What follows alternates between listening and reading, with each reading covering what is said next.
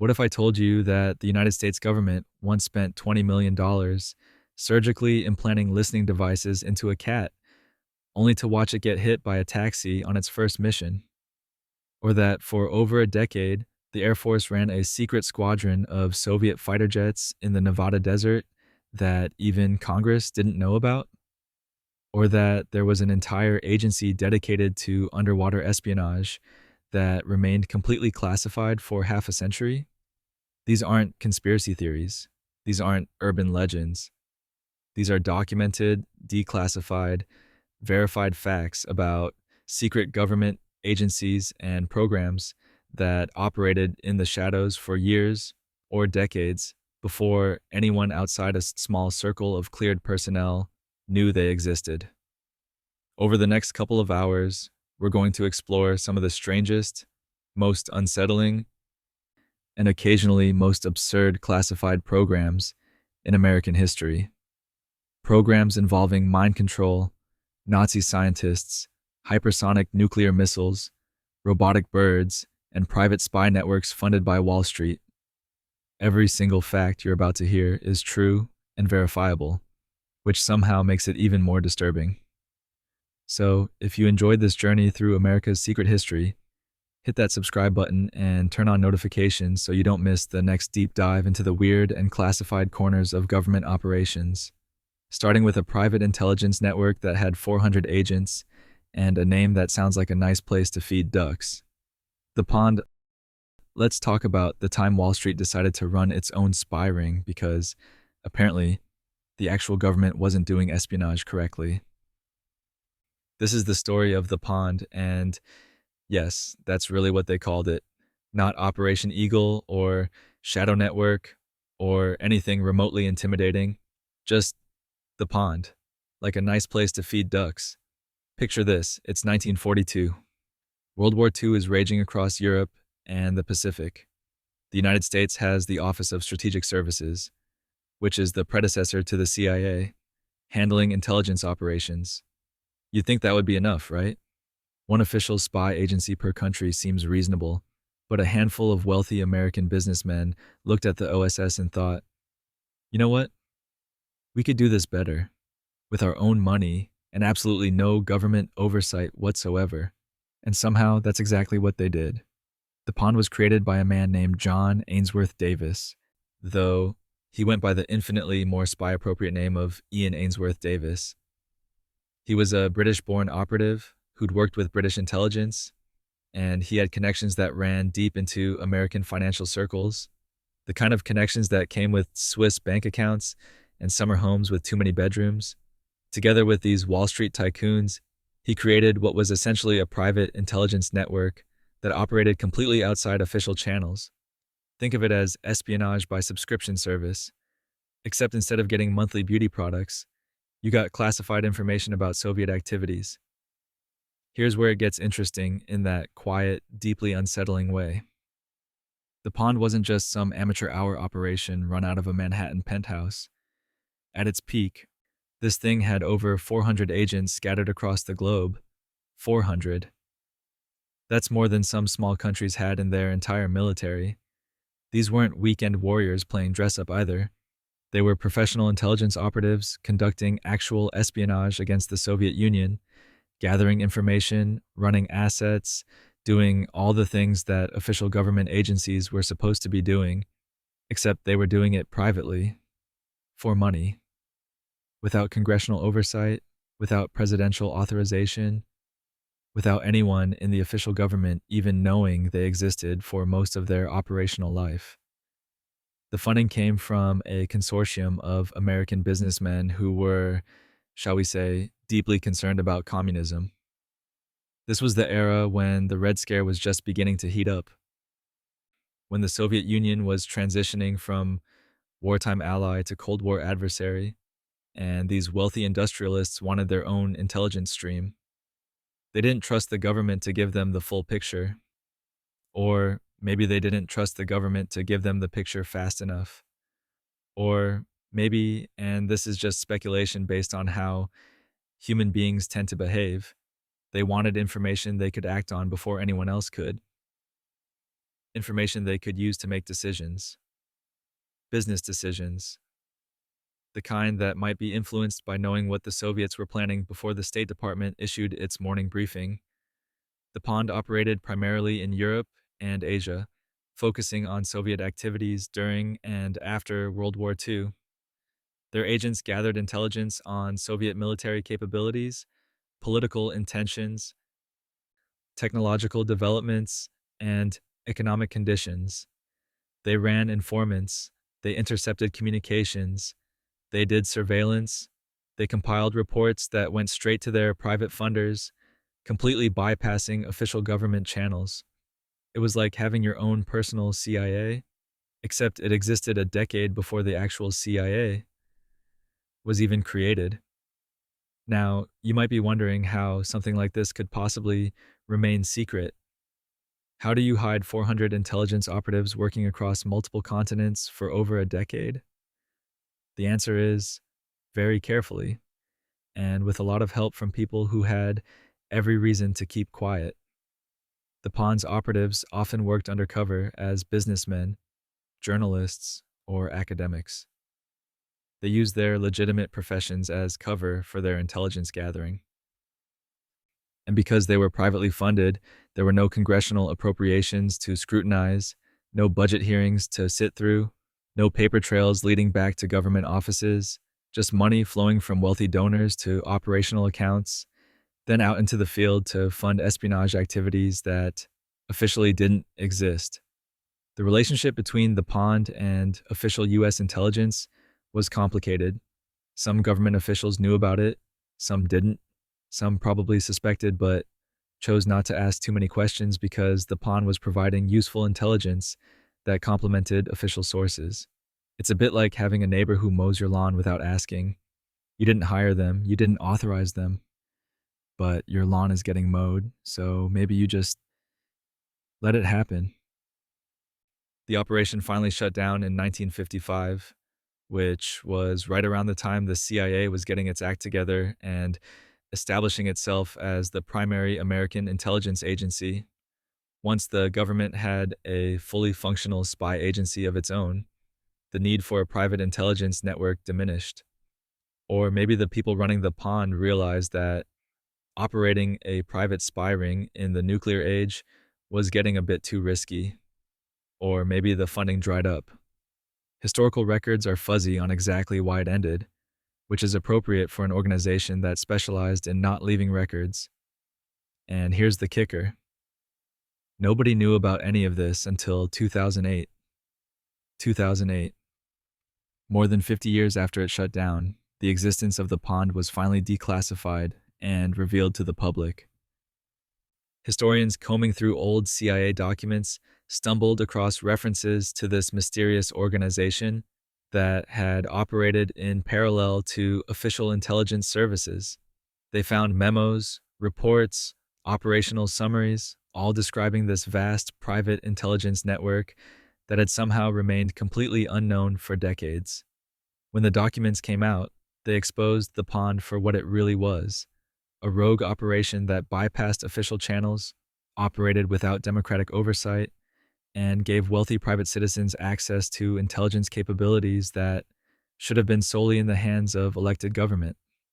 It was everything that could go wrong with privatized intelligence operations, except it had actually happened, and it had worked for over a decade.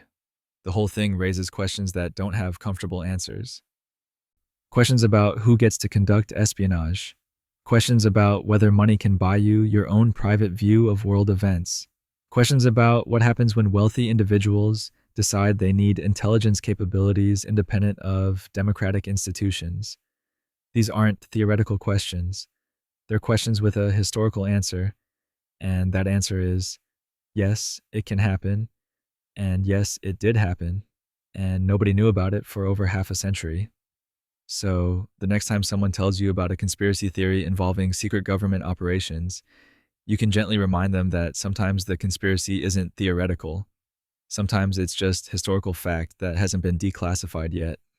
Sometimes wealthy people really do fund private spy networks that operate in the shadows for over a decade. Sometimes the implausible thing is exactly what happened, and sometimes they call it the pond. But speaking of operations that sound too absurd to be real, Acoustic Kitty, let me tell you about the time the Central Intelligence Agency decided that the future of espionage was cats, not metaphorical cats, not code-named operations called CAT, actual living meowing cats. This is the story of Acoustic Kitty, and I promise you, I am not making any of this up. It's the 1960s. The Cold War is in full swing. The CIA is throwing money at every conceivable technology that might give them an edge against the Soviets. We're talking about an era of wild experimentation when the question wasn't, should we try this, but rather, how quickly can we start trying this? And someone somewhere, in a meeting that I would pay good money to have recorded, suggested that they could turn cats into mobile listening devices. The logic, if we can call it that, went something like this. Cats are everywhere. Cats are inconspicuous. Cats can go places humans can't go. Soviet officials probably wouldn't suspect a cat of being a spy. Therefore, if we could somehow equip a cat with a listening device, we could theoretically position that cat near Soviet agents and eavesdrop on their conversations.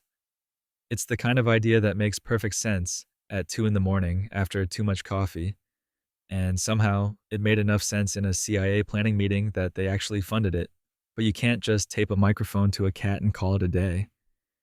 Cats have this unfortunate tendency to do whatever they want, whenever they want, with complete disregard for human objectives. They're not exactly known for following orders, so the CIA's Technical Services Division came up with a solution that was, and I'm choosing my words carefully here, absolutely bonkers. They would surgically implant the listening device inside the cat. I need you to really absorb that for a moment. The Central Intelligence Agency, the premier intelligence organization of the most powerful nation on Earth, decided to perform surgery on a cat to turn it into a walking wiretap.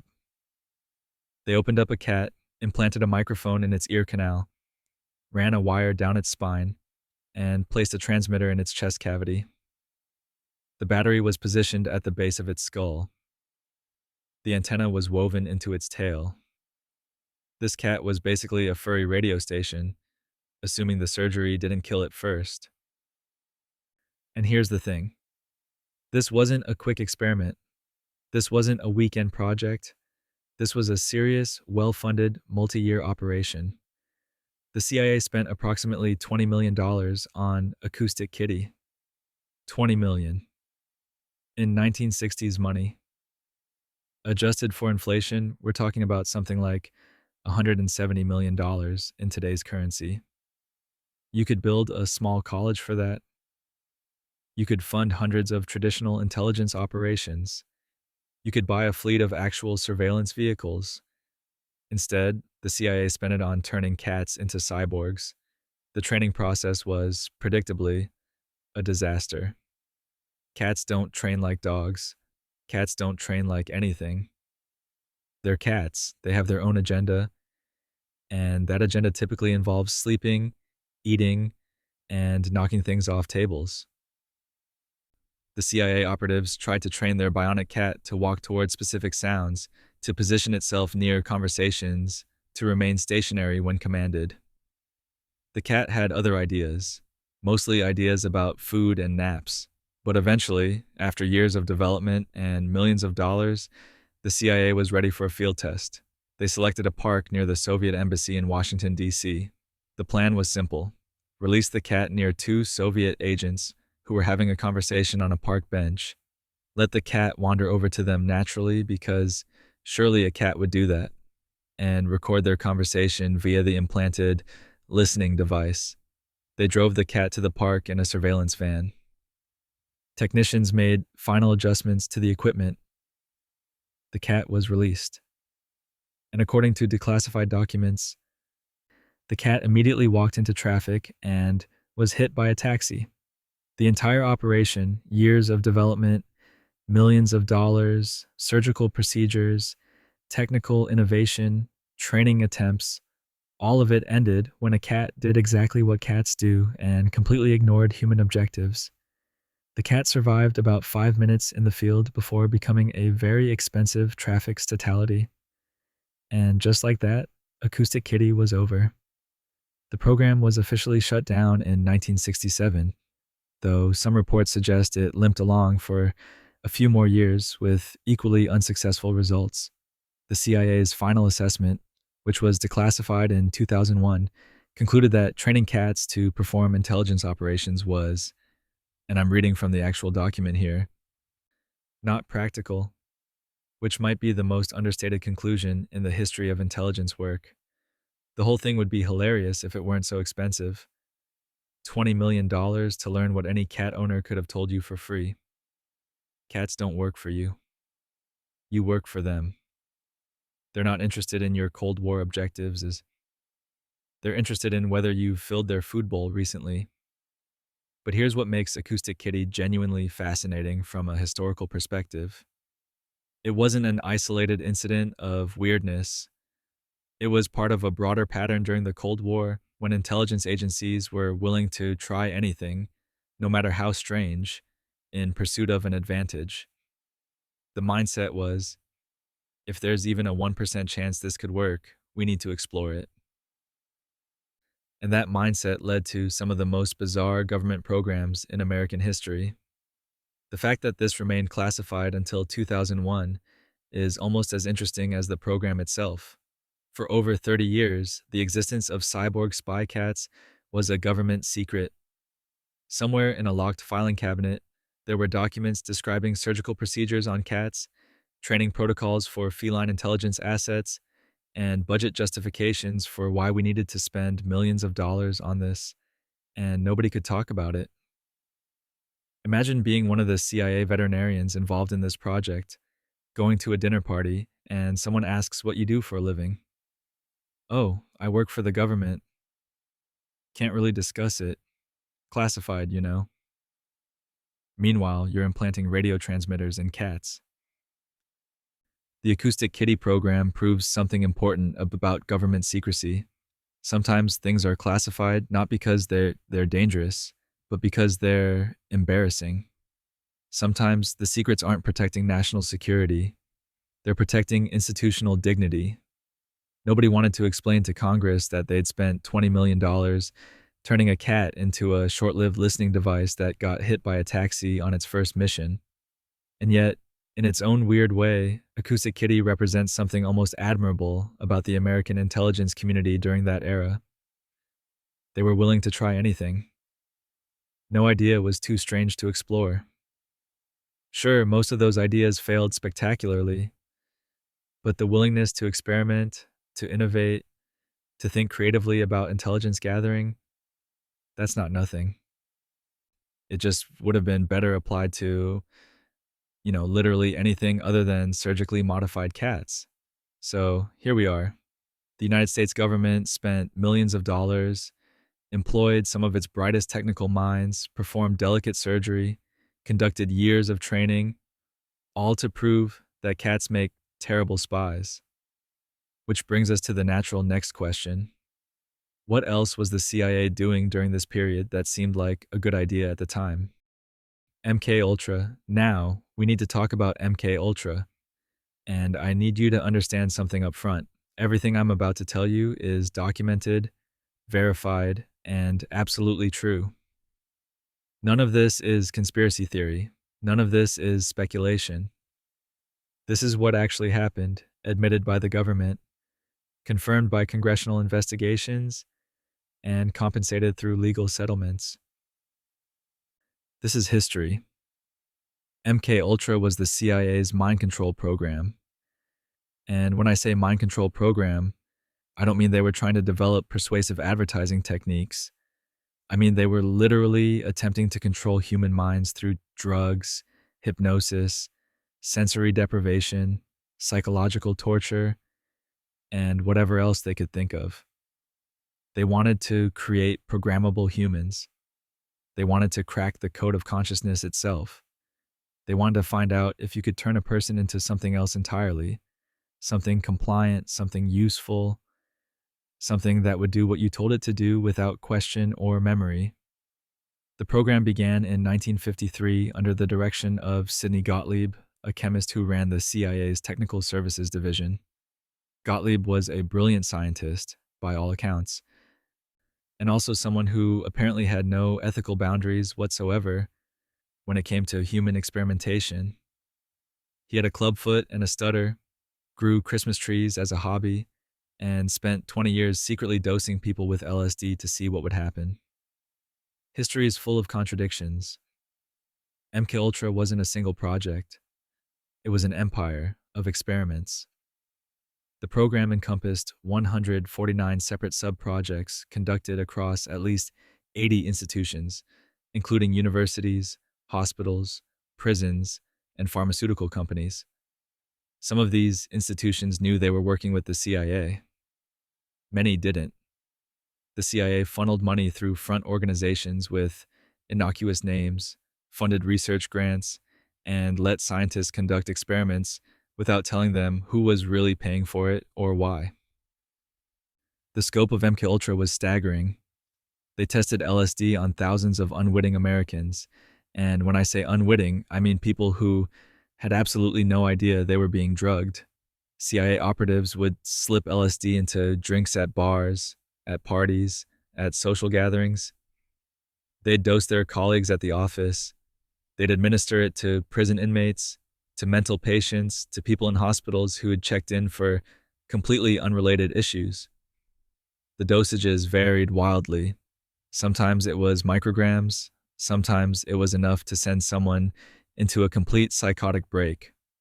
One of the MKUltra sub-projects involved establishing safe houses in New York and San Francisco where prostitutes working for the CIA would lure men back for sex. The rooms were equipped with two-way mirrors and recording equipment. The men would be given drinks spiked with LSD, and CIA operatives would watch what happened.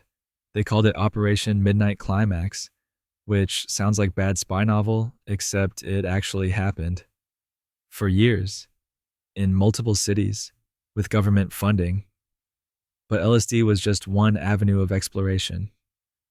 MKUltra also investigated hypnosis, attempting to determine if you could hypnotize someone into committing acts they would normally refuse to do.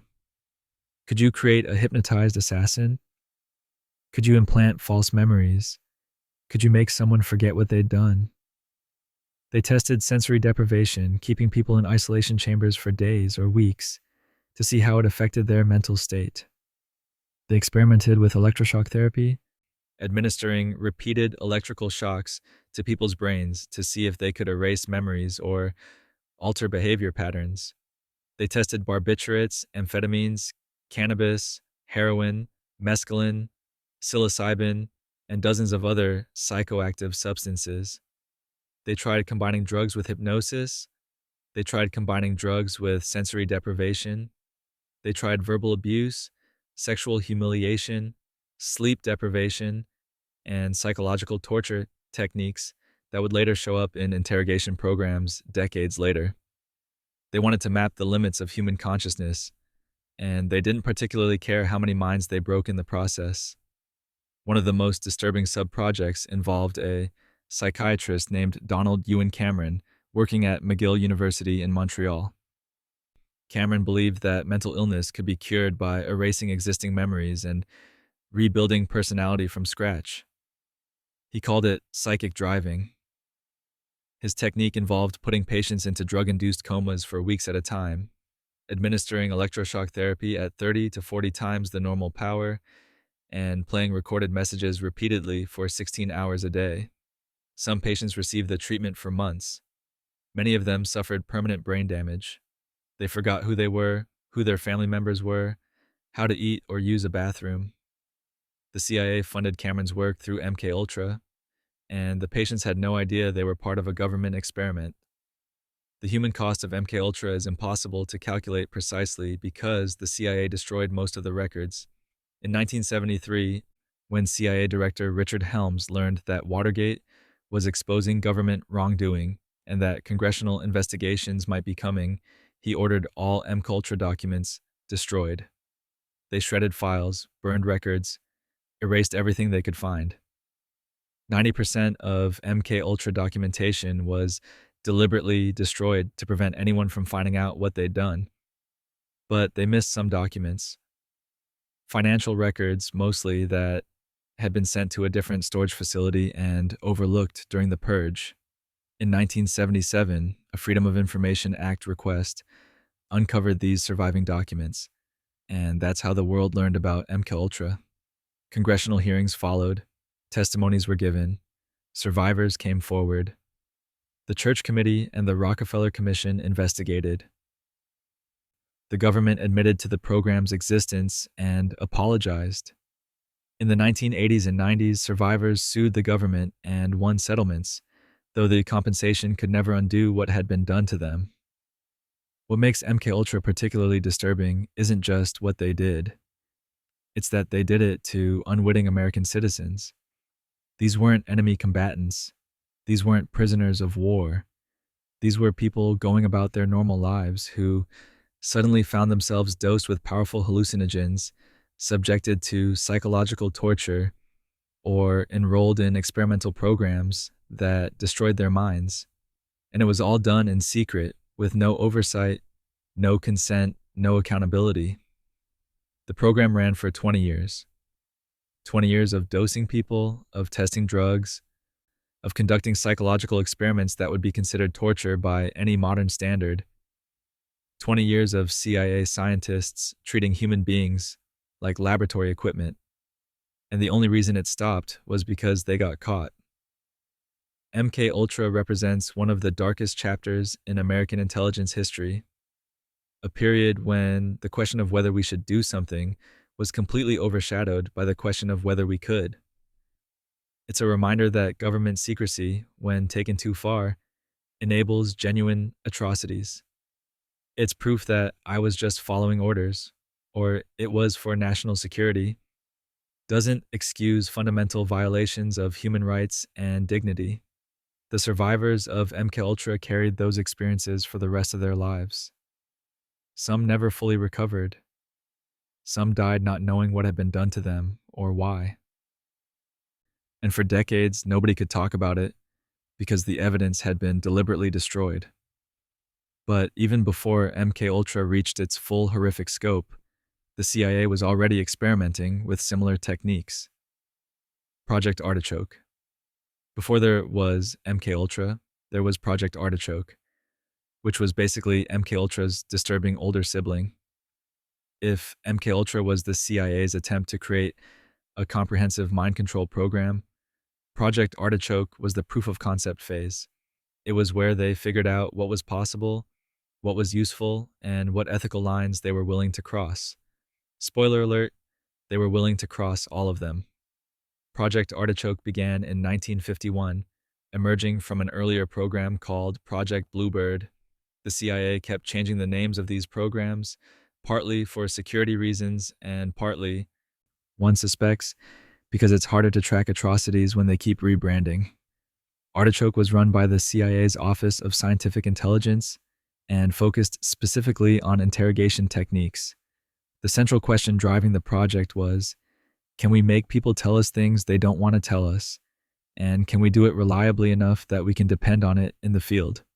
To answer that question, the CIA investigated hypnosis, truth serums, and various combinations of drugs and psychological techniques designed to break down a subject's resistance to interrogation. They wanted to find a method that would work on enemy agents, on prisoners of war, on anyone who might have information the US government wanted. And like most CIA programs from this era, they tested their techniques on people who didn't consent to being experimented on. The drug of choice for Project Artichoke was usually a barbiturate like sodium pentothal, which had a reputation as a truth serum. The idea behind barbiturates as truth serums is that they lower inhibitions and make people more talkative, reducing their ability to lie or withhold information. In practice, it's more complicated than that. People under the influence of barbiturates do talk more, but they don't necessarily tell the truth. They might confabulate, mixing truth with imagination. They might say what they think the interrogator wants to hear. They might just ramble incoherently about their childhood or that weird dream they had last week. But the CIA wasn't particularly interested in nuance. They wanted tools, and they wanted to know if those tools worked. So they tested barbiturates on prisoners of war during the Korean War, on suspected double agents, and on various other subjects who, again, didn't know they were part of an experiment. The testing methodology was straightforward: drug the subject, interrogate them, see what happens, document the results, adjust the dosage, try again. Project Artichoke also explored hypnosis as an interrogation technique, which raises all sorts of fascinating and disturbing questions about human consciousness. Can you hypnotize someone into revealing secrets? Can you hypnotize someone into committing acts they would normally refuse? Can you create a hypnotized courier who delivers a message but doesn't remember doing it? The CIA wanted answers, so they funded research into hypnotic interrogation and hypnotically induced amnesia. One particularly unsettling aspect of Project Artichoke was the creation of expendable agents.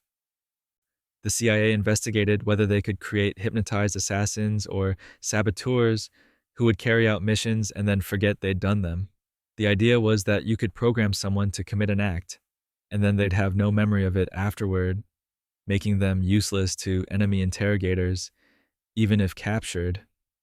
It's the exact premise of The Manchurian Candidate, the novel published in 1959 and adapted into a film in 1962. And here's the thing. The timing suggests that author Richard Condon might have had some awareness of what the CIA was actually working on. The connection between Project Artichoke and The Manchurian Candidate is one of those strange overlaps between fiction and reality. Condon's novel depicted a Korean War prisoner of war who is brainwashed by communist forces and programmed to become an unwitting assassin. The premise seemed like pure Cold War paranoia fiction when it was published. Then, years later, documents about CIA mind control programs were declassified, and suddenly that paranoid fiction didn't seem quite so fictional anymore. The CIA had been investigating exactly those techniques at exactly that time. We know from declassified documents that Project Artichoke successfully used drugs and hypnosis to extract information from unwilling subjects in at least some cases. We know they tested these techniques on prisoners of war in Korea and on various other individuals who fell into CIA custody. We know they documented their methods, refined their approaches, and continued developing more sophisticated interrogation techniques. What we don't know is the full extent of Project Artichoke's activities because, like MKUltra, many of the records were destroyed. The CIA has a habit of shredding evidence of its more questionable programs once they become politically inconvenient. What survived was declassified in 1977 during the same congressional investigations that exposed MKUltra, and those surviving documents painted a picture of an agency willing to experiment on human beings without consent in pursuit of intelligence advantages.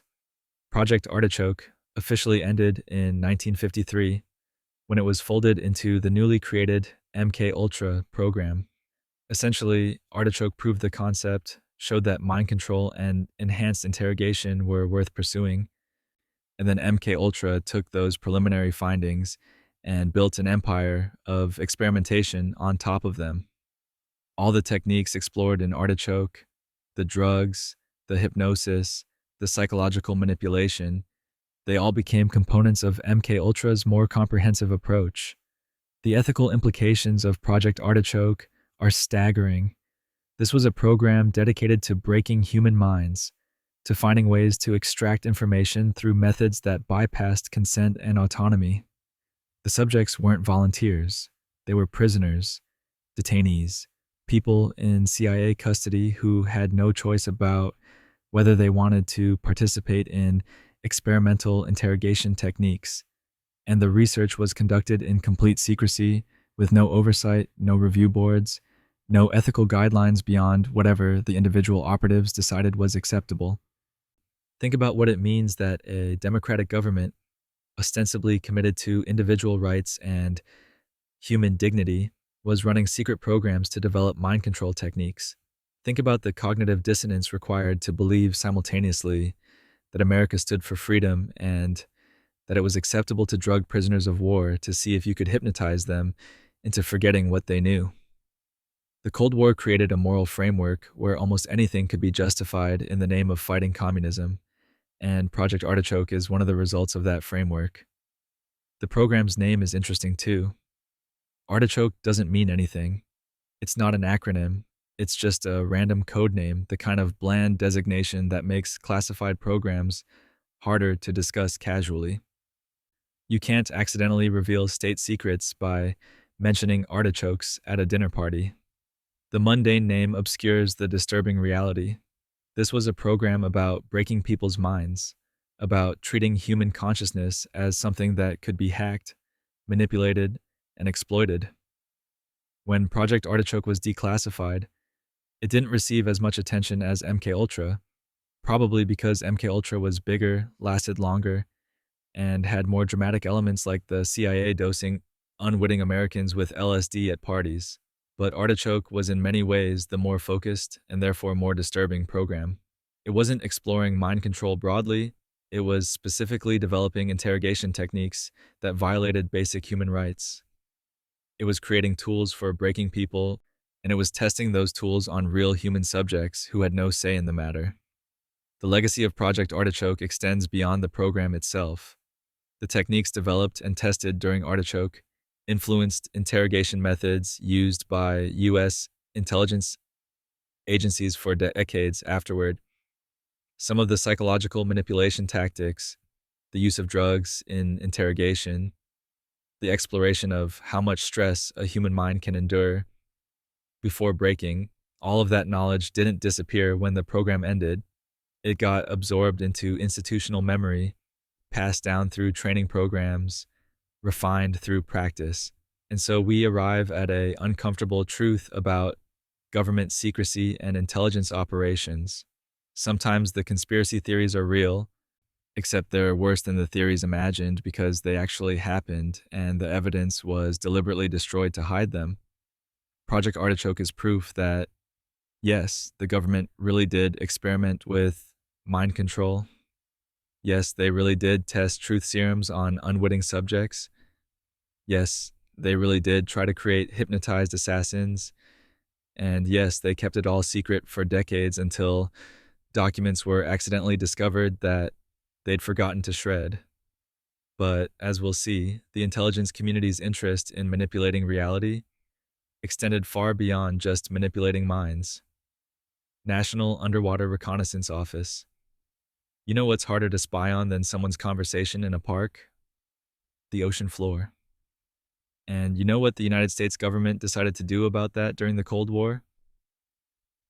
Create an entire secret agency dedicated to underwater espionage that nobody knew existed for half a century. This is the story of the National Underwater Reconnaissance Office, and it's exactly as strange as it sounds. Let me set the scene. It's the height of the Cold War, and both the United States and Soviet Union have nuclear submarines prowling the oceans, carrying enough firepower to end civilization as we know it. These submarines are designed to be invisible, undetectable, lurking in the deep ocean where satellites can't see them and traditional reconnaissance can't reach them. The ocean is vast, dark, and largely unmapped. It's the perfect place to hide weapons of mass destruction, which means it's the perfect problem for the American intelligence community to obsess over. The National Reconnaissance Office, or NRO, is the agency responsible for building and operating America's spy satellites. Most people have heard of the NRO, or at least they have now that it's been officially acknowledged. But what most people don't know is that the NRO had an underwater division, a secret subdivision of a secret agency, which is the kind of nested secrecy that makes intelligence historians develop nervous tics. The National Underwater Reconnaissance Office was created sometime in the 1960s, though the exact date remains classified because apparently even the birth date of a defunct agency is too sensitive to share. Its mission was straightforward: develop technologies and conduct operations to spy on what was happening beneath the ocean's surface. Specifically, they wanted to track Soviet submarines, map underwater Soviet installations, and gather intelligence from the ocean floor. The technical challenges were enormous. Satellites can photograph objects from space with remarkable clarity, but water blocks most forms of electromagnetic radiation. You can't take a satellite picture of something underwater. You can't use traditional radar. You need to be in the water, near the target, with specialized equipment. So, the National Underwater Reconnaissance Office developed submarine launched drones decades before drones became a household word. These weren't the quadcopter drones you see hobbyists flying in parks today. These were sophisticated underwater vehicles, remotely operated or autonomous, designed to navigate ocean depths, collect intelligence, and return data without being detected. Some were attached to submarines and could be deployed and recovered during missions. Others were designed to operate independently, programmed to follow specific routes and gather specific information before returning to a pickup point. The drones could photograph the ocean floor, map underwater terrain, locate Soviet submarines hiding in deep ocean trenches, and even tap into underwater communication cables. Yes, tapping undersea cables. The Soviet Union, like every other technologically advanced nation, relied on underwater cables for secure communications between coastal installations. These cables ran along the ocean floor, supposedly safe from interference. The National Underwater Reconnaissance Office proved that assumption wrong. One of the most remarkable operations involved submarines deploying divers and equipment to physically attach listening devices to Soviet underwater cables.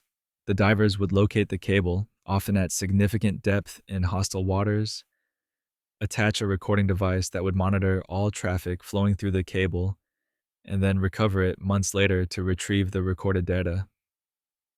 This happened multiple times in Soviet territorial waters during the Cold War. The amount of things that could have gone catastrophically wrong is almost comical, except it wasn't comical at all because if they'd been caught, it could have triggered an international incident or worse. The cover story for all of this was oceanographic research. The submarines conducting these intelligence operations were officially engaged in mapping the ocean floor, studying marine biology, conducting geological surveys, all perfectly legitimate scientific activities that happen to require advanced submarines operating in areas of strategic interest. And because ocean research is genuinely important and because the ocean is genuinely vast and mysterious, the cover was plausible. Soviet observers couldn't easily distinguish between a submarine conducting actual oceanographic research and a submarine conducting espionage while pretending to conduct oceanographic research. This dual-use approach meant that some legitimate oceanographic research was being conducted alongside the intelligence gathering. Scientists working on these missions sometimes didn't know they were part of a spy operation. They thought that they were studying underwater geology or marine ecosystems, but they were also providing cover for intelligence activities happening simultaneously. It's the kind of operational security that works beautifully until decades later when everyone finds out their research project was actually a front for submarine espionage. The National Underwater Reconnaissance Office operated for approximately 3 decades, conducting missions across the world's oceans, mapping Soviet submarine routes, identifying underwater installations, monitoring naval activities, and gathering intelligence that helped the United States track Soviet strategic capabilities. They knew where Soviet submarines went, how often, what routes they took, where they hid. This information was critical for Cold War strategic planning, for understanding Soviet nuclear capabilities, for maintaining the delicate balance of mutually assured destruction that kept the Cold War from becoming hot. And nobody outside a very small circle of cleared personnel knew any of this existed. The National Underwater Reconnaissance Office was so secret that even its existence was classified. Congressional oversight committees that knew about the NRO's satellite programs didn't necessarily know about the underwater programs. Budget requests were buried in black budgets and classified appropriations. The people building the underwater drones often didn't know what they were for. Compartmentalization within compartmentalization. The whole thing remained secret until 2010, when the agency's existence was finally declassified. By that point, the Cold War had been over for 2 decades. The Soviet Union had collapsed, and the intelligence gathered by the National Underwater Reconnaissance Office was mostly historical curiosity rather than active threat information. Declassifying it posed no current risk to national security, so the documents were released, and the public learned that, yes, there had been an entire agency dedicated to underwater spying, and yes, they'd been mapping Soviet submarines while posing as oceanographic researchers. What's particularly fascinating about the National Underwater Reconnaissance Office is how successful it was at remaining secret despite operating for 30 years. Compare that to other intelligence programs from the same era that leaked, got exposed, or became public knowledge through defectors or investigative journalism. The underwater program stayed hidden. Part of that was the natural security provided by the ocean itself. It's hard to witness something happening at the bottom of the ocean, but part of it was also effective operational security and the benefit of being a subdivision of an already secret agency. The technology developed by the National Underwater Reconnaissance Office didn't disappear when the program ended. Those underwater drones, that cable tapping capability, the techniques for submarine-based intelligence gathering, all of that got absorbed into other programs, other agencies, other operational units. The knowledge didn't vanish just because the specific organizational structure was disbanded, which raises the interesting question of what underwater intelligence capabilities exist today. Conducted by agencies we won't learn about until 2040 or 2050, when they're finally declassified. The ocean covers 70% of Earth's surface, and we've mapped more of the moon than we have of the ocean floor. That vast unexplored territory is perfect for secrets, perfect for operations that need to stay hidden, perfect for intelligence gathering that relies on being somewhere nobody expects you to be. The National Underwater Reconnaissance Office understood that, exploited it, and proved that sometimes the best place to hide your spy agency is somewhere dark, deep, and largely inaccessible. So the next time you are at the beach looking out at the waves, consider that somewhere out there beneath the surface, there might be intelligence operations happening that won't be declassified for another 50 years. Submarines deploying drones you've never heard of, gathering intelligence on threats you don't know about, all conducted in complete secrecy by agencies that don't officially exist. But while the ocean was hiding submarine espionage, Europe was hiding something even more troubling on dry land. Operation Gladio. Let's talk about the time NATO and the CIA created secret armies across Europe, and nobody bothered to tell the democratically elected governments those armies were operating in. This is Operation Gladio, and it's the kind of historical fact that sounds like paranoid conspiracy theory until you read the declassified documents and realize it's all completely true. The story begins in the aftermath of World War II, when Europe was devastated and the Soviet Union was looking increasingly aggressive. The United States and its Western European allies were worried, and rightfully so, that the Soviets might invade Western Europe. The Red Army was massive, battle-hardened from fighting the Nazis, and positioned throughout Eastern Europe. If Stalin decided to push west, there was genuine concern that conventional NATO forces might not be able to stop them. So, the CIA, working with NATO and various European intelligence services, came up with a plan. They would create stay-behind armies, clandestine paramilitary organizations, hidden within Western European countries that would activate only if the Soviets invaded. These hidden armies would conduct guerrilla warfare, sabotage, and intelligence gathering behind enemy lines, harassing Soviet occupiers and supporting resistance movements. It was essentially a contingency plan for European countries under Soviet occupation, which seems reasonable enough until you dig into the details. Operation Gladio, which was the Italian branch but became the general term for the entire network, established these stay behind armies in at least 14 countries: Italy, France, Germany, Belgium, Netherlands, Luxembourg, Denmark, Norway, Sweden, Greece, Turkey, Spain, Portugal, and Austria. Each country's network operated slightly differently, had different structures, different levels of integration with local intelligence services, but they all shared the same basic purpose: prepare for Soviet invasion by creating a hidden military capability that could operate even if the legitimate government fell. The stay behind operatives were recruited from various backgrounds. Some were former military personnel, especially those with special operations experience. Some were recruited from anti communist political movements, particularly right wing nationalist groups who were ideologically opposed to Soviet communism. Some were simply patriotic citizens who wanted to defend their countries.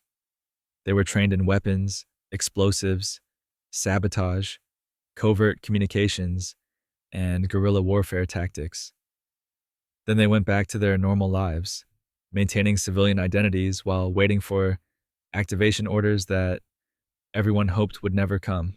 To support these stay-behind networks, weapons caches were hidden across Europe. Guns, explosives, ammunition, communications equipment, supplies needed for guerrilla operations, all of it was buried in remote locations, hidden in mountains, stored in secret facilities. The operatives knew where the caches were located and could access them if needed. The idea was that even if Soviet forces controlled the territory, these hidden supplies would enable resistance operations. Here's where things get problematic.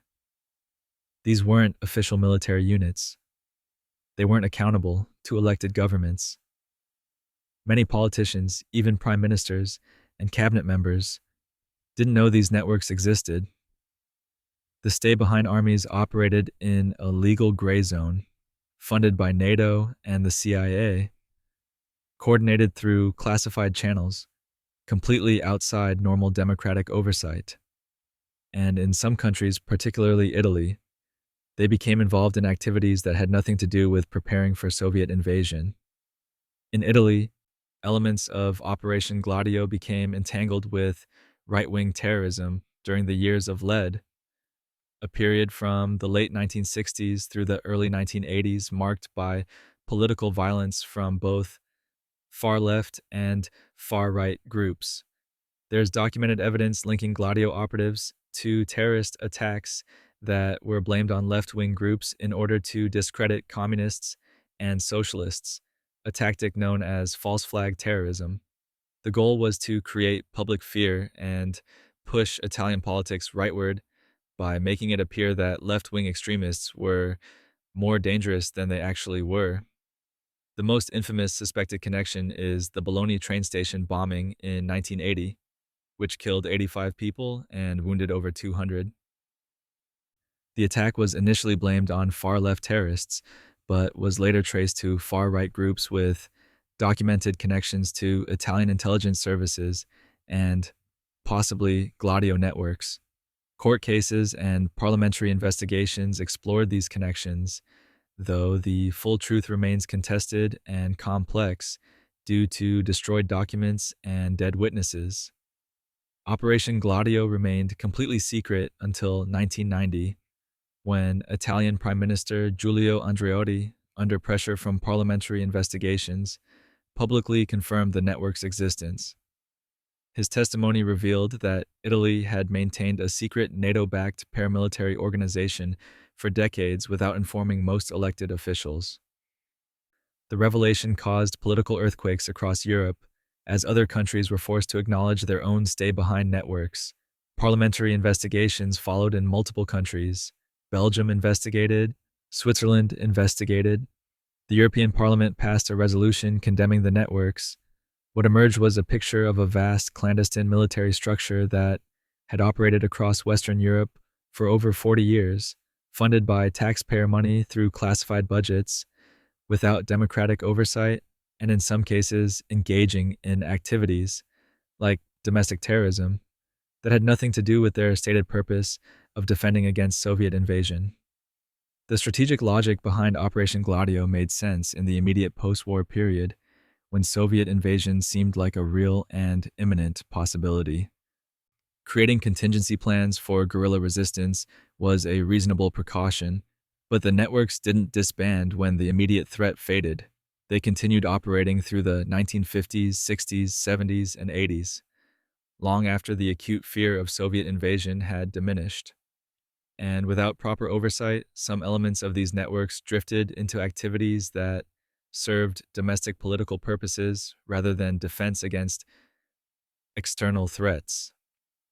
The existence of Operation Gladio raises fundamental questions about democracy and secret government. Can you have a functioning democracy when there are military organizations operating outside the knowledge of elected officials?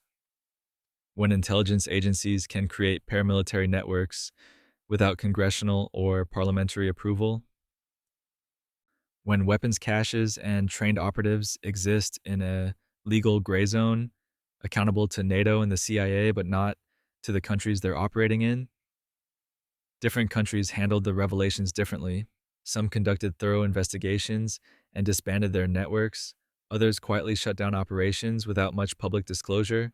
Some claimed the networks had already been disbanded years earlier. The level of transparency varied enormously depending on local political culture and how embarrassing the revelations were.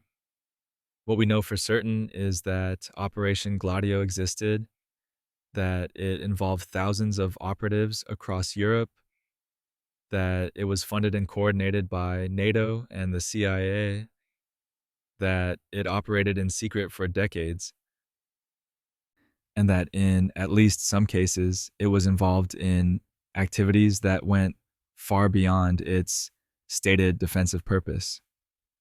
What remains unclear is the full extent of those activities, particularly the connections to false flag terrorism, because many relevant documents were destroyed or remain classified.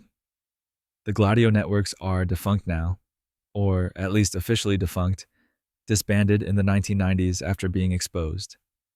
The weapons caches have supposedly been recovered, though periodically someone hiking in the Alps or farming in rural Italy stumbles across a buried cache of guns and explosives that everyone forgot about. The operatives have grown old or died.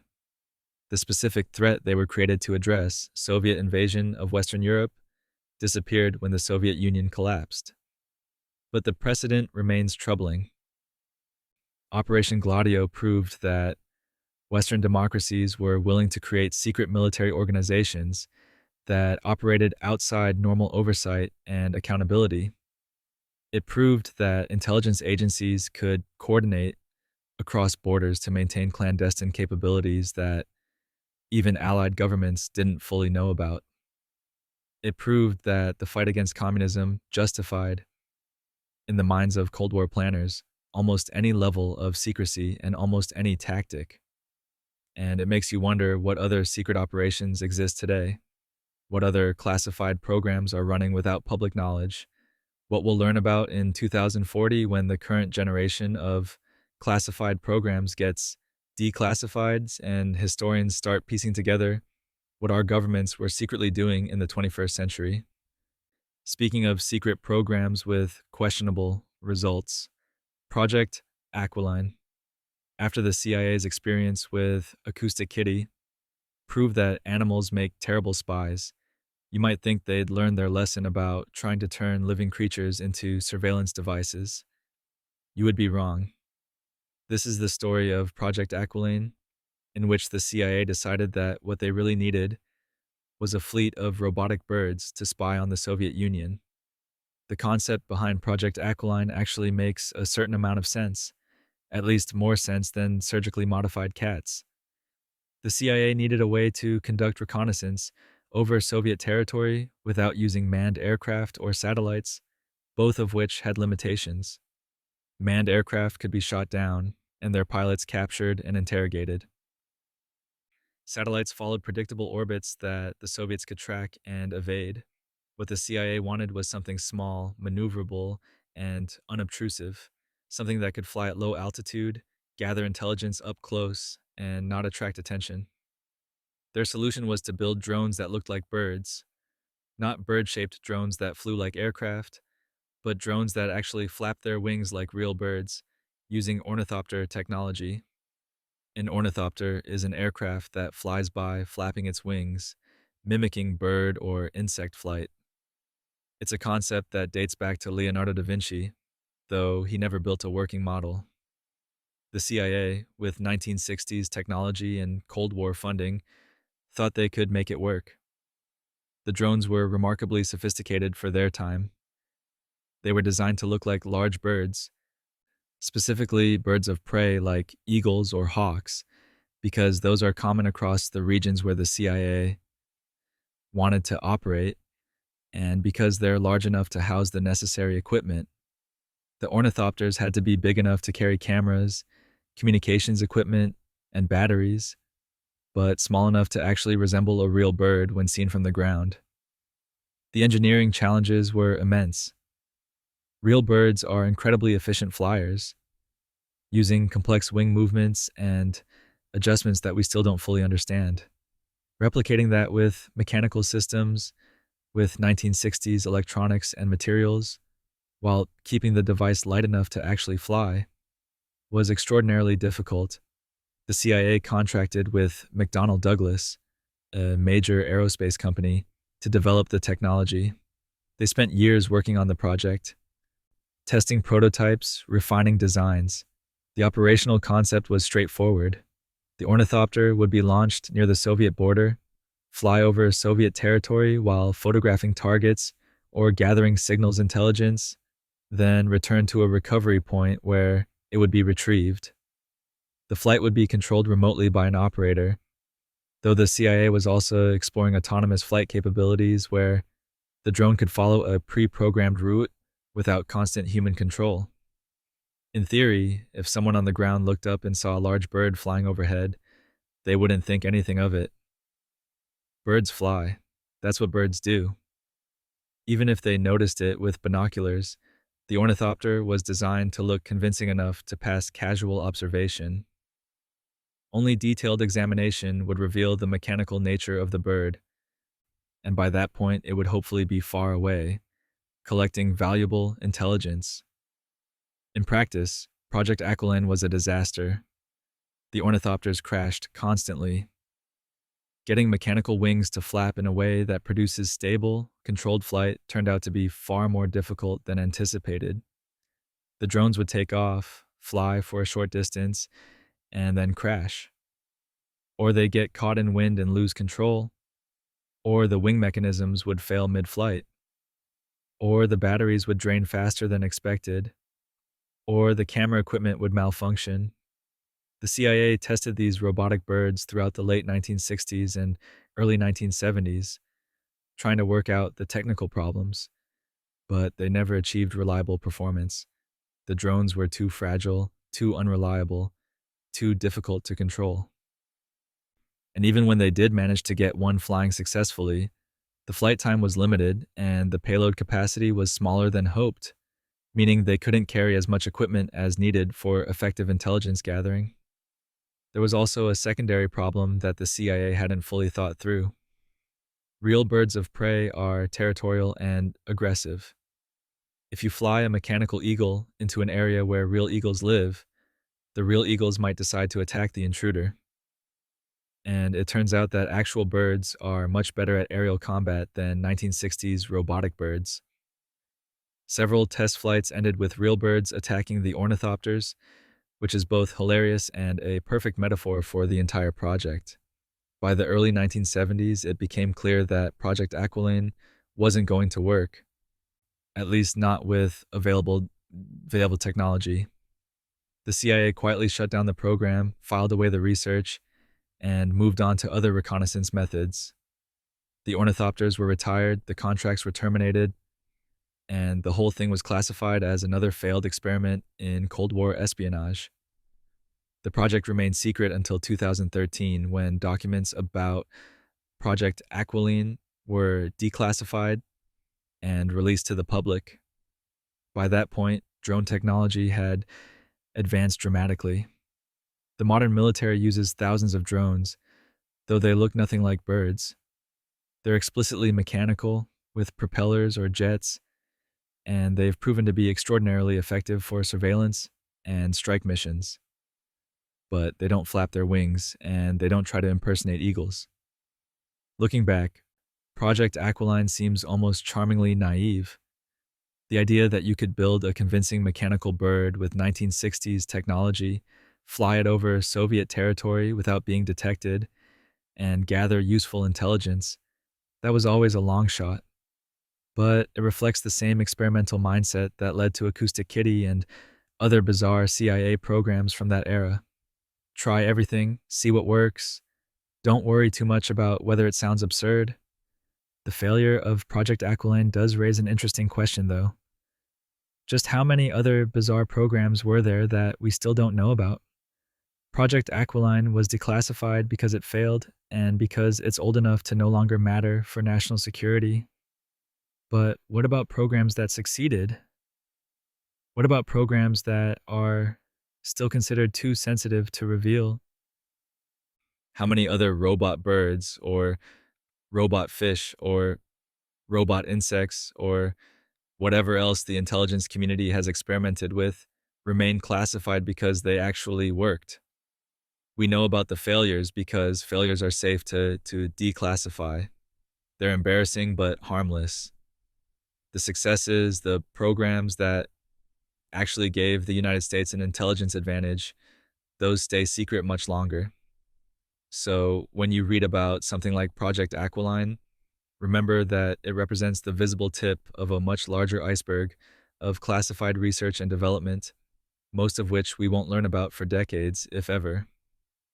But at least the CIA's flapping robots never committed war crimes, which brings us to our next agency, the Joint Intelligence Objectives Agency. Now we need to talk about Operation Paperclip. And to understand Operation Paperclip, we need to talk about the Joint Intelligence Objectives Agency, which was the government organization responsible for one of the most morally compromised programs in American history, recruiting Nazi scientists and whitewashing their war crimes so they could work for the United States. The Second World War ended in May of 1945 with Nazi Germany's unconditional surrender. In the aftermath, Allied forces discovered that German scientists had made remarkable advances in rocketry, aerodynamics, chemical weapons, and other military technologies. The V-2 rocket, which Germany had used to bomb London, was more advanced than anything the United States or Soviet Union had developed.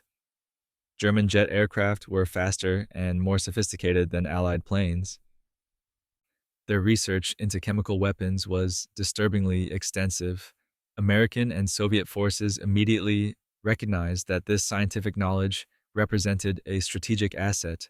Both sides began racing to capture German scientists, seize research facilities, and secure technical documentation before the other side could get to it. The United States wanted those scientists working for America, not for the Soviet Union. And if that meant overlooking certain aspects of their wartime activities, well, that was the price of victory in the emerging Cold War. Enter the Joint Intelligence Objectives Agency, or JIOA, which was created in 1945 as a joint operation of the State Department and military intelligence. Its official mission was to exploit German scientific expertise for American benefit. Its actual mission was to find valuable Nazi scientists, bring them to the United States, and make their past disappear. The program was called Operation Paperclip, named after the paperclips used to attach new background information to the scientists' files. The new background information wasn't always accurate. In fact, it was frequently entirely fabricated. The JIOA would take a German scientist with a problematic history, membership in the Nazi Party, involvement in war crimes, participation in slave labor programs, human experimentation, and they would rewrite that history to make it acceptable. The process worked like this: a scientist would be identified as having valuable knowledge. His actual background would be documented, including any Nazi party membership, SS affiliation, or war crimes. Then the JIOA would create a sanitized biography that omitted or minimized those details. Party membership would become nominal. Participation in slave labor programs would become unaware of labor conditions. Direct involvement in human experimentation would simply disappear from the record entirely. These falsified biographies would be submitted to review boards and immigration authorities, who would approve the scientist's entry into the United States based on the cleaned up version of their history. The scientists would arrive, usually with their family, be given a job at a military facility or research laboratory, and begin working on American defense projects. And their actual wartime activities would remain classified, hidden in files that wouldn't be accessible for decades. Over 1,600 German scientists, engineers, and technicians were brought to the United States through Operation Paperclip. That's not a small program. That's a systematic effort to transfer an entire generation of German technical expertise to American soil. Many of these scientists had no significant Nazi affiliations and were simply engineers who had worked on military projects because that's where the jobs were during the war. But many others had documented involvement in Nazi atrocities.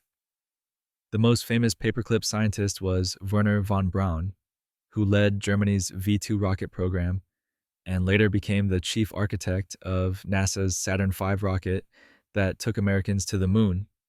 Von Braun was a Nazi party member and an SS officer.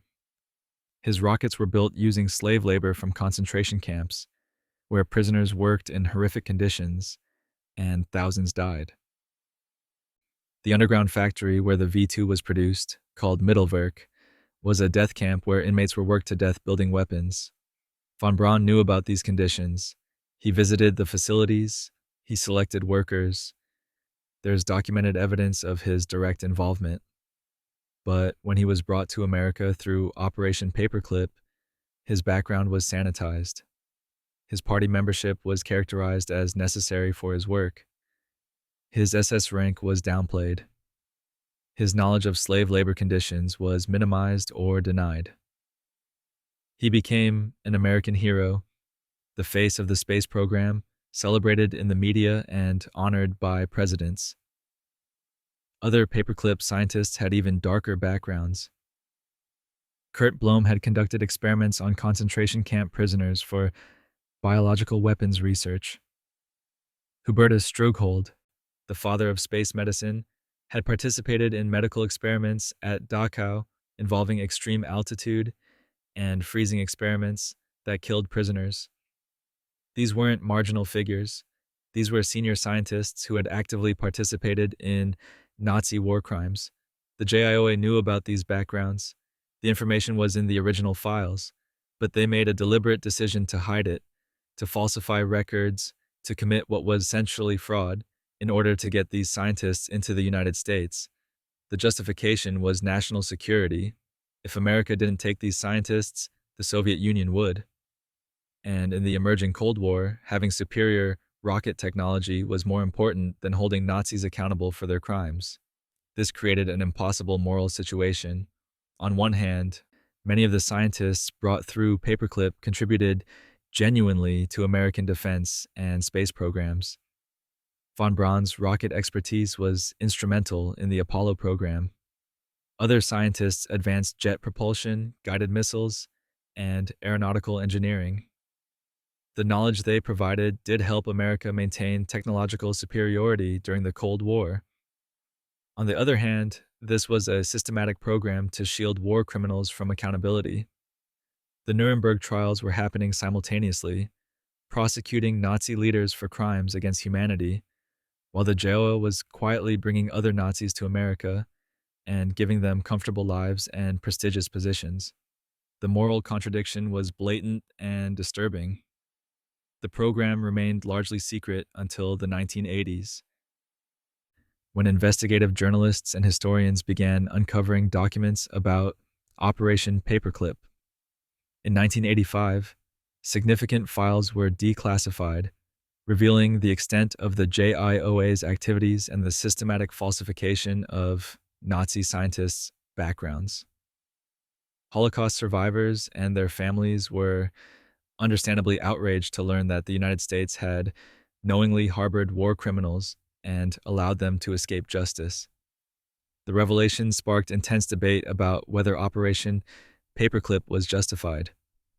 Defenders argued it was a strategic necessity in the Cold War, that the scientific knowledge gained was worth the moral compromise, that many of the scientists were just engineers following orders. Critics argued that no strategic advantage justifies shielding war criminals, that the United States betrayed its stated principles by protecting Nazis, that justice for Holocaust victims should have taken precedence over Cold War competition. There's no easy answer to that debate. Both sides have legitimate points. What's clear is that the Joint Intelligence Objectives Agency made a deliberate choice to prioritize strategic advantage over accountability for atrocities. They falsified documents, lied to review boards, concealed war crimes, and enabled perpetrators to escape justice. And they did it systematically over 17 years, bringing over 1,600 German personnel to America while hiding their true backgrounds. The legacy of Operation Paperclip is complicated. American rocket technology and space exploration benefited from German expertise. But that benefit came at the cost of moral compromise and betrayal of Holocaust survivors who had every right to expect that Nazi war criminals would face justice, not comfortable retirements in America. And somewhere in that complexity is a lesson about what governments will do when they convince themselves that the ends justify the means, that national security trumps moral principles, that winning matters more than how you win. The Joint Intelligence Objectives Agency proved that, yes, America would hire Nazis. Yes, America would falsify their records. Yes, America would shield them from prosecution, all in the name of strategic advantage in an ideological conflict. It's a sobering reminder that even democracies, even nations founded on principles of justice and human rights, will compromise those principles when they feel threatened enough. The JIOA didn't operate in secret because what they were doing was classified for national security. They operated in secret because what they were doing was shameful, and they knew it. Constant peg. So here's a question. What do you do when you need to train your pilots to fight Soviet aircraft, but you can't exactly ask the Soviets if you can borrow a few planes for practice? If you're the United States Air Force during the Cold War, the answer is simple. You acquire Soviet aircraft through various means that nobody asks too many questions about, fly them to a remote desert base in Nevada, and run a secret training program for over a decade that even Congress doesn't know about. Welcome to Constant Peg. The program began in the late 1970s, though the exact start date remains somewhat fuzzy because classification tends to blur temporal details. The premise was straightforward. American pilots needed realistic combat training against Soviet aircraft, but all their training up to that point had been against other American planes pretending to be Soviet planes. That's useful, but it's not the same as actually fighting a MiG. American fighters and Soviet fighters have different flight characteristics, different strengths and weaknesses, different capabilities. If you want to know how to beat a MiG in a dogfight, you need to actually fight a MiG. So the Air Force acquired Soviet aircraft. How they acquired them is a story in itself, involving defectors who flew their planes to the West, aircraft captured during various conflicts, purchases through third parties, and probably some methods that remain classified even now. By the late 70s, the US had assembled a small fleet of Soviet fighters, MiG-21s, MiG-23s, and eventually some MiG-29s and other variants. These weren't replicas or mock-ups, these were actual Soviet aircraft, manufactured in Soviet factories, flown by Soviet pilots until they ended up in American hands. The aircraft were brought to Tonopah Test Range in Nevada, a remote facility in the desert that was perfect for secret operations because there was absolutely nothing around it except sand, rocks, and the occasional confused coyote. The base was already being used for classified programs, so adding a squadron of Soviet fighters didn't raise any new security concerns. If you were already cleared to be at Tonopah, you could handle knowing about the MiGs. The program was called Constant Peg, which is a wonderfully bland name that tells you absolutely nothing about what the program actually does. That's intentional. Good operational security means boring names. If you overhear someone mention Constant Peg, you don't immediately think secret Soviet aircraft training program. You think about laundry or maybe carpentry. American pilots would rotate through Tonopah for training exercises where they would engage in mock combat against the Soviet aircraft flown by Air Force pilots who specialized in replicating Soviet tactics. These weren't casual training flights. These were serious dogfighting exercises designed to teach American pilots exactly what it felt like to fight a MiG, what the aircraft could do, how it maneuvered, where its blind spots were, how to exploit its weaknesses. The difference this training made was significant. Pilots who went through Constant Peg reported that fighting actual Soviet aircraft was completely different from fighting American planes simulating Soviet behavior.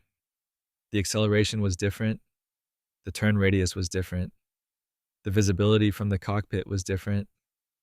Small details that you can't replicate when you're flying an F-15 pretending to be a MiG-21.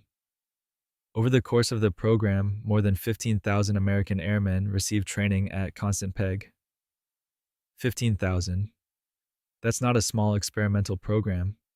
That's a major training initiative that spanned over a decade and touched a significant portion of the Air Force's fighter pilot community. And somehow, it remained completely secret. The security around Constant Peg was tight. Pilots who trained there were required to sign non-disclosure agreements and were told in no uncertain terms that they could not discuss the program with anyone who wasn't cleared for it. Even other pilots, even their commanding officers, if those officers weren't cleared. The existence of the Soviet aircraft was classified. The location was classified. The training methods were classified. Everything was classified. What makes this particularly remarkable is that 15,000 people is a lot of people to keep a secret. Generally, the more people who know about something, the more likely it is to leak. But Constant Peg didn't leak. There were no newspaper exposes, no tell-all books, no whistleblowers revealing the program during its operational life.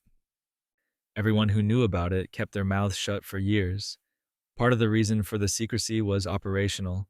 If the Soviets knew that the United States had their aircraft and was training against them, they might change their tactics or develop countermeasures. But part of it was also political. Congress hadn't specifically authorized this program, and there were questions about whether acquiring and operating Soviet military aircraft might violate various international agreements or create diplomatic complications if revealed. So the Air Force just did it anyway, funded it through black budgets and classified appropriations, and didn't tell anyone who didn't absolutely need to know. It's the kind of operational autonomy that intelligence and military organizations had during the Cold War, when the threat of Soviet aggression justified almost any level of secrecy and almost any program that might provide a tactical advantage. Constant Peg ran until the late 1980s, when the Cold War was winding down and the Soviet Union was beginning its collapse. By that point, the program had achieved its objectives. An entire generation of American fighter pilots had been trained against actual Soviet aircraft and knew exactly how to fight them. When the program ended, the aircraft were either retired to storage or transferred to other classified programs. Some of them probably still exist somewhere in a classified facility, maintained for historical purposes or ongoing research. The program remained secret until 2006, when it was finally declassified. By that point, the Soviet Union had been gone for 15 years. The aircraft used in the program were mostly obsolete, and revealing the program's existence posed no current security risk.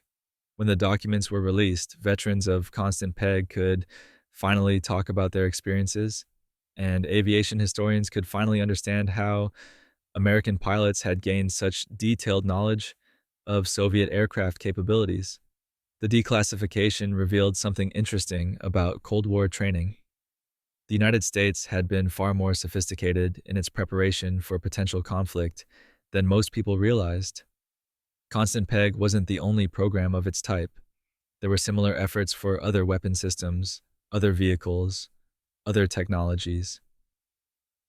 The Pentagon had an entire ecosystem of classified programs designed to understand and counter Soviet military capabilities. What's fascinating about Constant Peg from a historical perspective is how mundane it became. Once you get over the initial shock of the Air Force had a secret squadron of Soviet fighters, the actual operation of the program was fairly routine.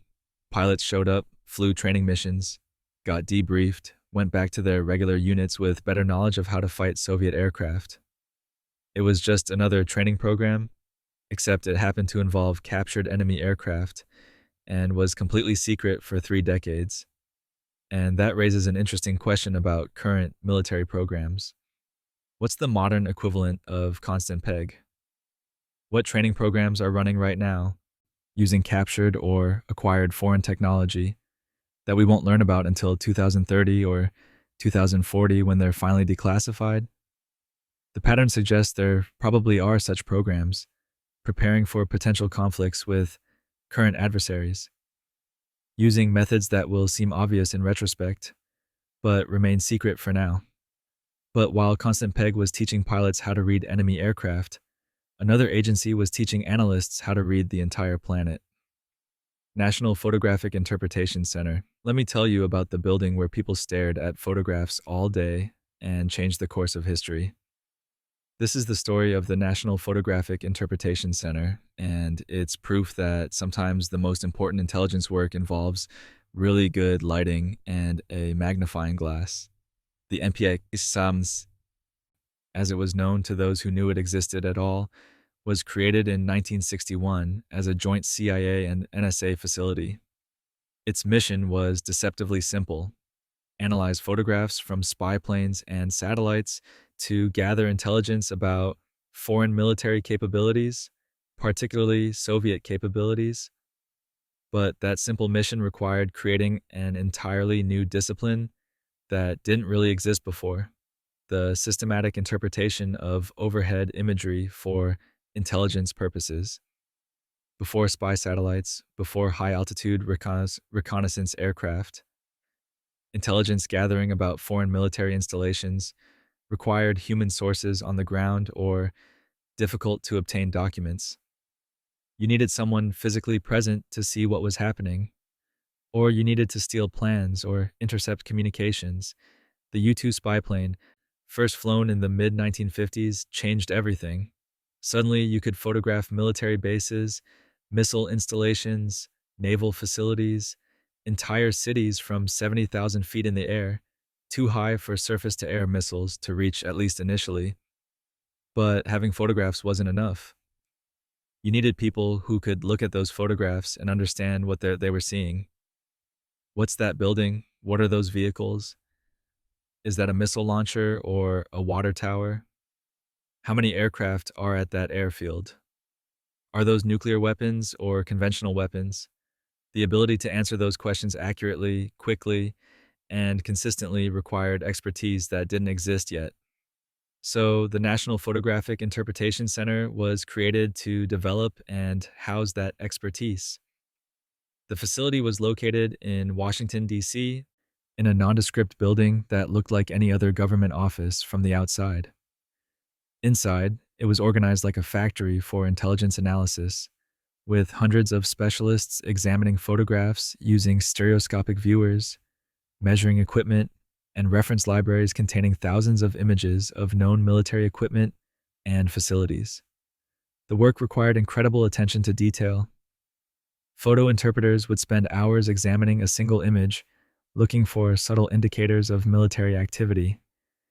Shadows could reveal the height of objects. Tire tracks could indicate vehicle movement. The presence or absence of snow on a roof could tell you whether a building was heated, suggesting it was occupied. Small details that most people would overlook became crucial intelligence indicators when you knew what to look for. The NPIC's analysts became extraordinarily skilled at their craft. They could identify specific models of aircraft from overhead photographs. They could distinguish between real missiles and decoys. They could estimate the capacity of fuel storage tanks based on their dimensions. They could track the construction of military facilities over time by comparing sequential photographs and measuring the progress. One of the NPIC's most famous moments came during the Cuban Missile Crisis in October of 1962. U-2 flights over Cuba had photographed what appeared to be Soviet missile installations under construction. The photographs were rushed to the NPIC, where analysts worked around the clock to interpret them. They identified the missiles as medium-range ballistic missiles capable of carrying nuclear warheads. They measured the installations and determined they were similar to Soviet missile sites in the Soviet Union.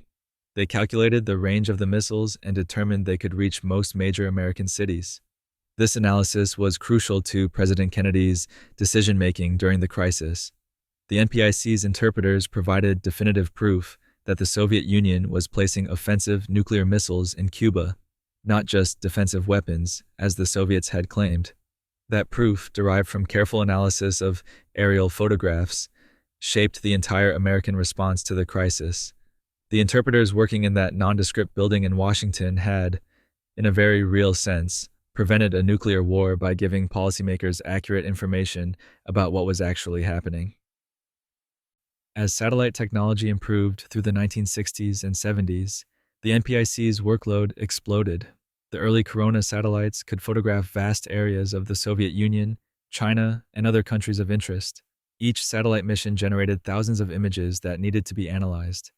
The NPIC expanded, hiring more interpreters, developing better analytical tools, creating computerized databases to track changes over time. The analysts worked in teams organized by region and specialty. Some focused on Soviet strategic forces, tracking ICBMs and bomber bases. Others specialized in naval facilities, monitoring submarine construction and fleet movements. Some tracked industrial facilities, looking for signs of weapons production or technological development. Each team developed a deep expertise in their area, building knowledge that accumulated over years of continuous observation. What's particularly interesting about the NPIC is how it combined art and science. The interpretation of photographs required technical knowledge about cameras, optics, and measurement, but it also required intuition, pattern recognition, and the ability to see connections that weren't immediately obvious. Good photo interpreters developed an almost instinctive understanding of what looked normal and what looked suspicious. They could glance at an image and immediately notice that something was different from the last time they had seen that location. The center also pioneered many techniques that became standard in remote sensing and satellite imagery analysis. They developed methods for measuring objects in photographs, for correcting distortions caused by camera angles, for enhancing image quality to reveal hidden details. They created extensive reference libraries containing annotated images of every type of military equipment, building, vehicle, and installation they encountered. These libraries became invaluable resources, allowing interpreters to quickly identify objects by comparing them to known examples. The NPIC remained secret throughout most of its operational life. The existence of spy satellites was publicly known, but the specific capabilities of those satellites and the detailed work being done to interpret their imagery was classified. Discussions of what the NPIC could see, how clearly they could see it, and what they learned from their analysis remained behind closed doors.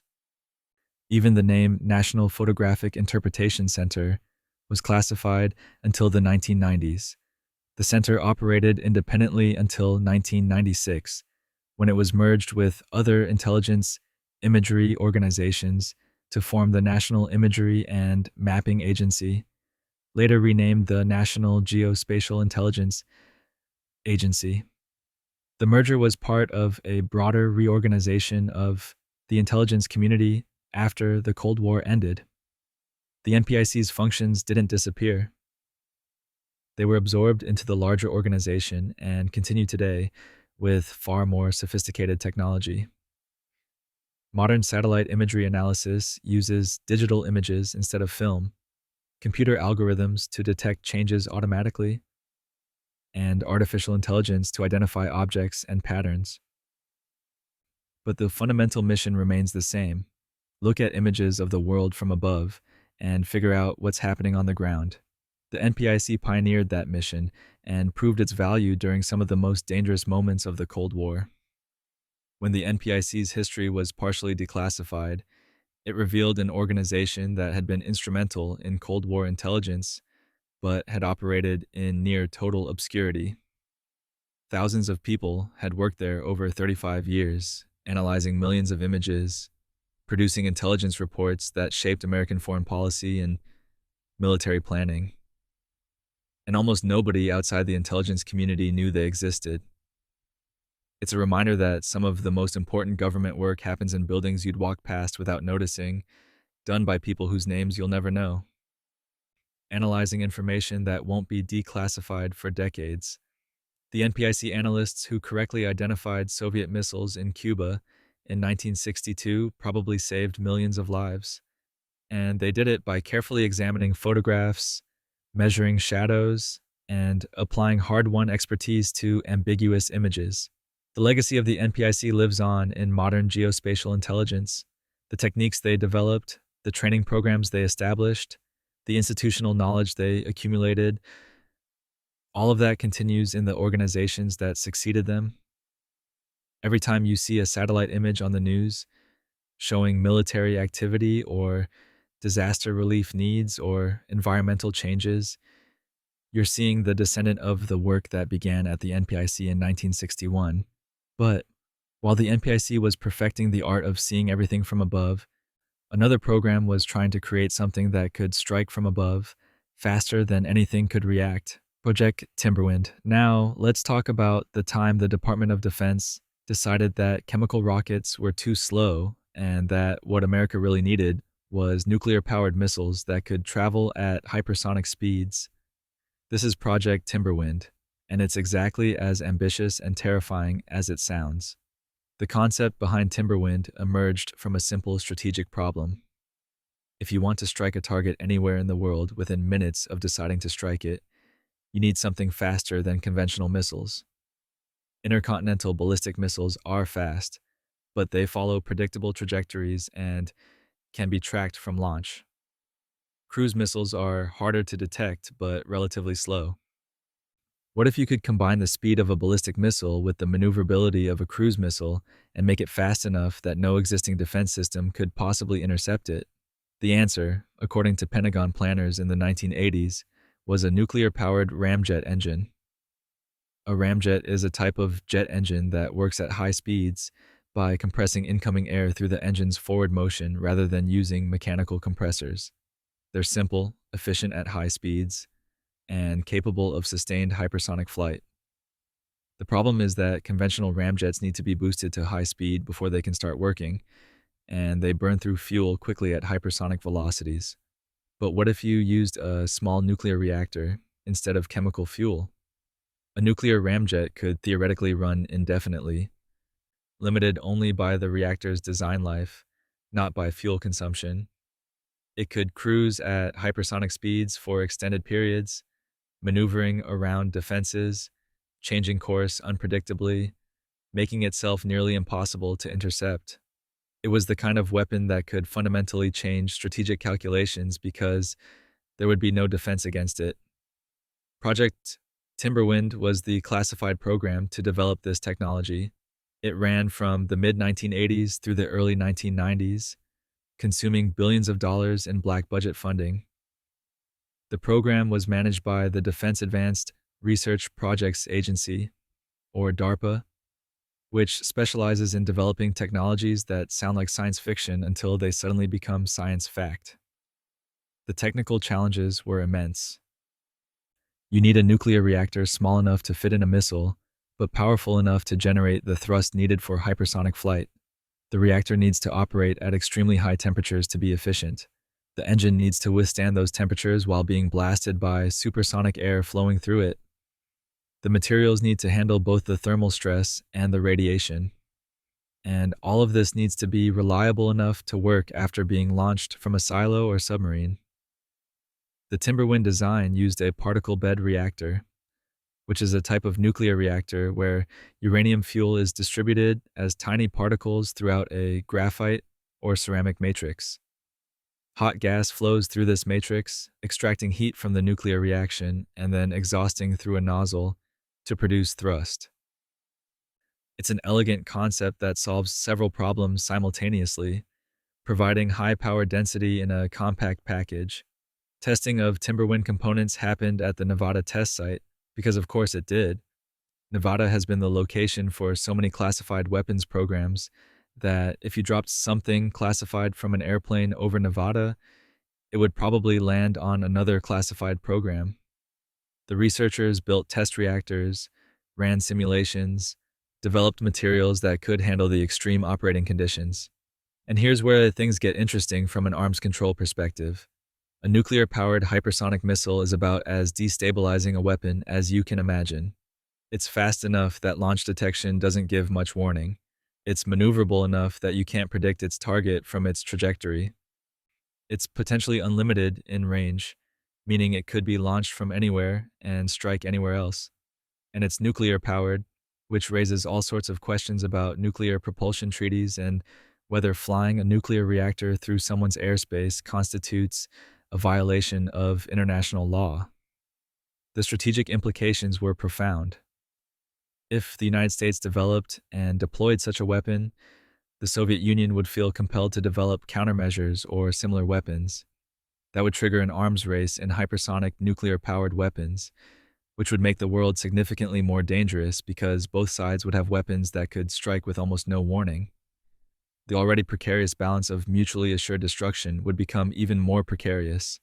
There were also environmental concerns. A nuclear ramjet would leave a trail of radioactive exhaust wherever it flew. If it crashed, you'd have a nuclear reactor scattered across whatever terrain it hit. Testing the engines would spread radioactivity around the test site. Even successful operation of these weapons would constitute a form of radiological warfare, contaminating the atmosphere with fission products. Project Timberwind was canceled in 1993, officially due to budget constraints and the changing strategic environment after the Cold War ended. With the Soviet Union dissolved and Russia no longer an immediate threat, the urgent need for hypersonic strike capabilities diminished. The billions of dollars being spent on Timberwind could be redirected to other priorities, but there's also evidence that the program was canceled because it was working, which sounds paradoxical but makes sense when you consider the implications. A successful hypersonic nuclear-powered missile would have destabilized strategic relations, potentially triggering a new arms race, and created environmental problems that would have been politically difficult to defend.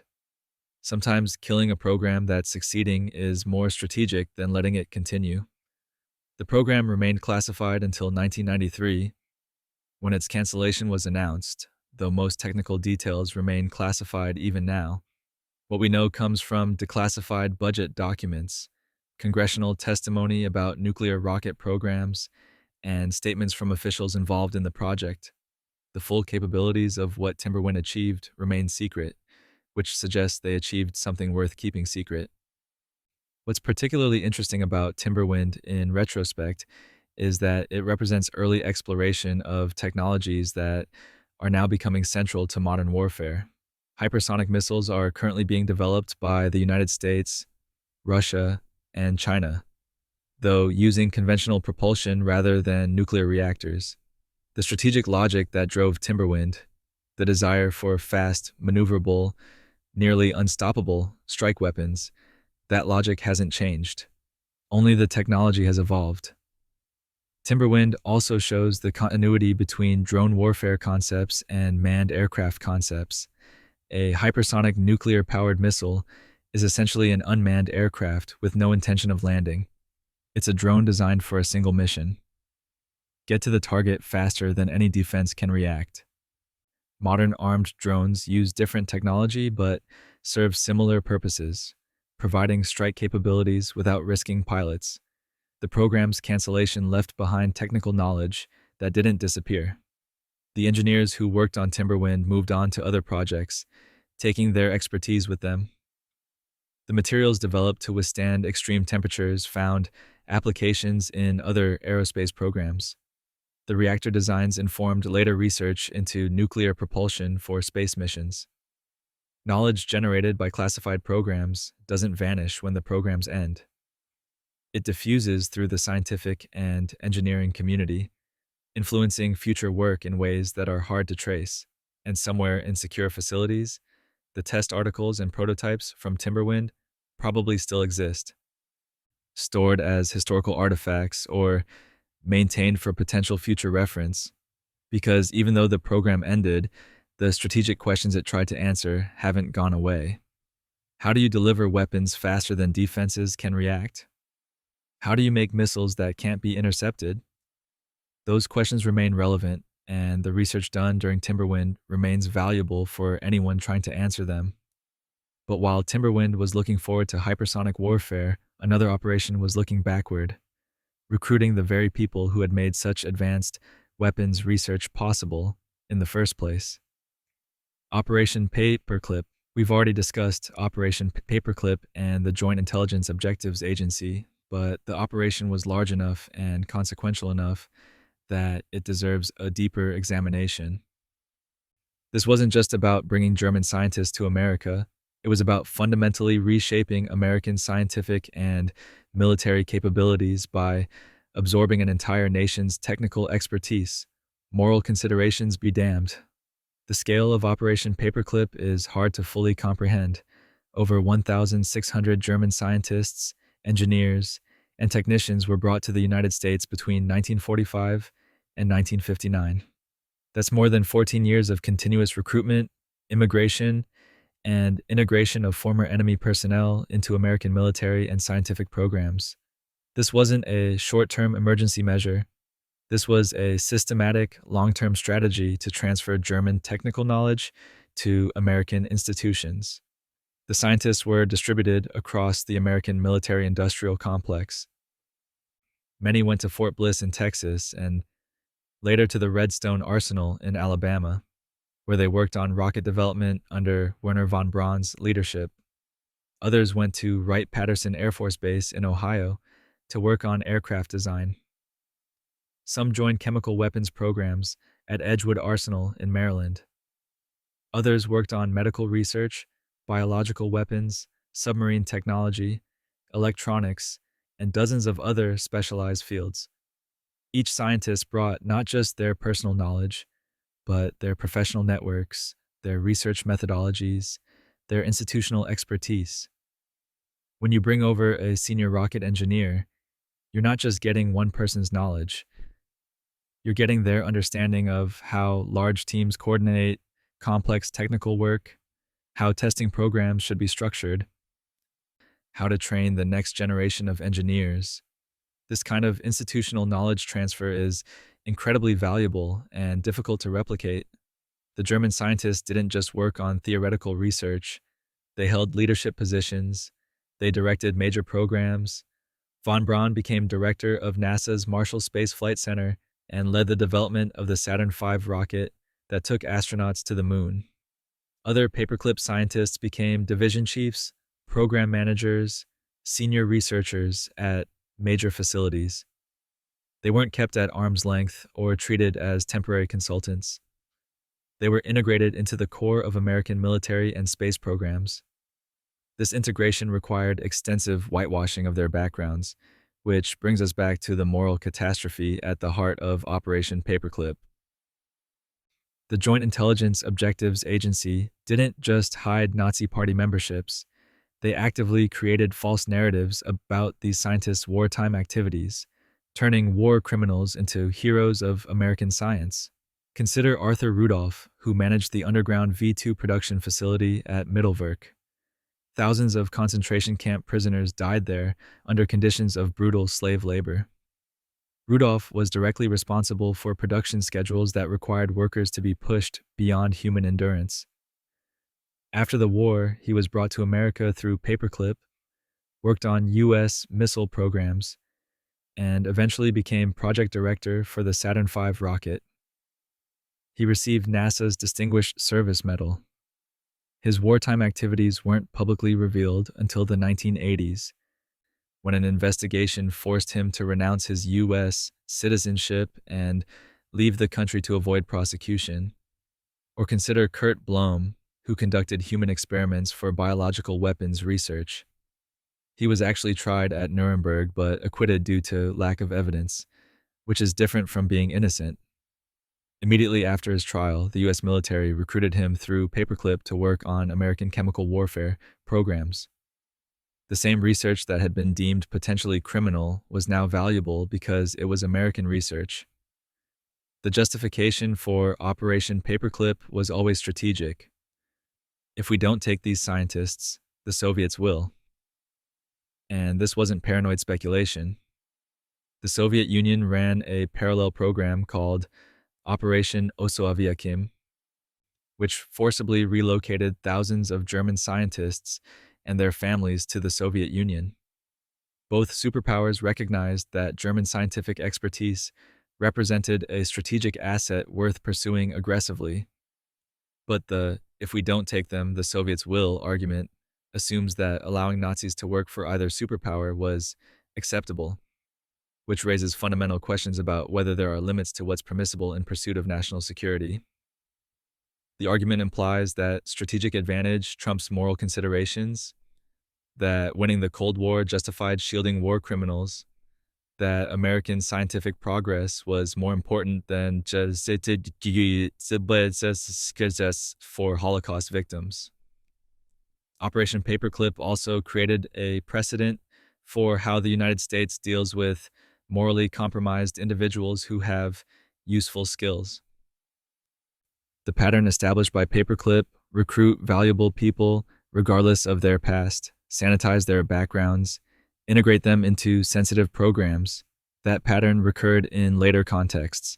Intelligence agencies would recruit assets with questionable pasts because they had useful information or capabilities. The moral calculation became routine. If someone can help us, their past becomes negotiable. The scientific contributions of paperclip scientists were genuine and significant. American rocket technology advanced dramatically because of German expertise. The Apollo program succeeded in part because of knowledge transferred from the V2 program. Medical research, aerospace engineering, chemical weapons defense all benefited from German scientific knowledge. In purely utilitarian terms, Operation Paperclip achieved its objectives, but utilitarianism isn't the only moral framework, and achieving objectives doesn't retroactively justify the methods. The families of Holocaust victims who learned that the United States had protected and honored the very people responsible for their relatives' deaths had every right to feel betrayed. The survivors of Mittelwerk, who saw Werner von Braun celebrated as a hero, had every right to demand accountability. What makes Operation Paperclip particularly troubling is that it wasn't acknowledged or debated. It was secret. The American public wasn't given the choice to decide whether winning the space race was worth honoring Nazi war criminals. Congress wasn't asked to weigh strategic benefits against moral costs. The decision was made by a small group of military and intelligence officials who prioritized strategic advantage and hid the moral dimensions of that choice. When the program was finally exposed in the 1970s and 80s, the debate that should have happened in 1945 finally occurred, and society was divided just as it probably would have been divided 30 years earlier. Some people believed the strategic benefits justified the moral compromise. Others believed that no strategic benefit could justify shielding war criminals. There wasn't, and isn't, a clear consensus. The legacy of Operation Paperclip continues to shape American science and technology. The descendants of paperclip scientists have gone on to their own careers in engineering and science. The research methodologies and institutional practices transferred from Germany became embedded in American scientific culture. The rockets that evolved from the V 2 eventually carried satellites that transformed global communications, navigation, and Earth observation. The technical lineage is direct and undeniable, but alongside that technical legacy is a moral legacy that's far more uncomfortable.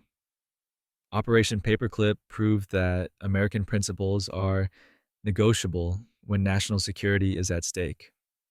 It proved that the United States will compromise its stated values if the strategic benefit seems large enough. It proved that justice for victims of atrocities can be sacrificed for technological advancement. And it raises the question, what would we do differently today? If another nation collapsed and its scientists possessed valuable knowledge, would we recruit them even if they had questionable pasts? Would we prioritize strategic advantage over accountability? The honest answer is probably yes, which means Operation Paperclip isn't just history, it's precedent.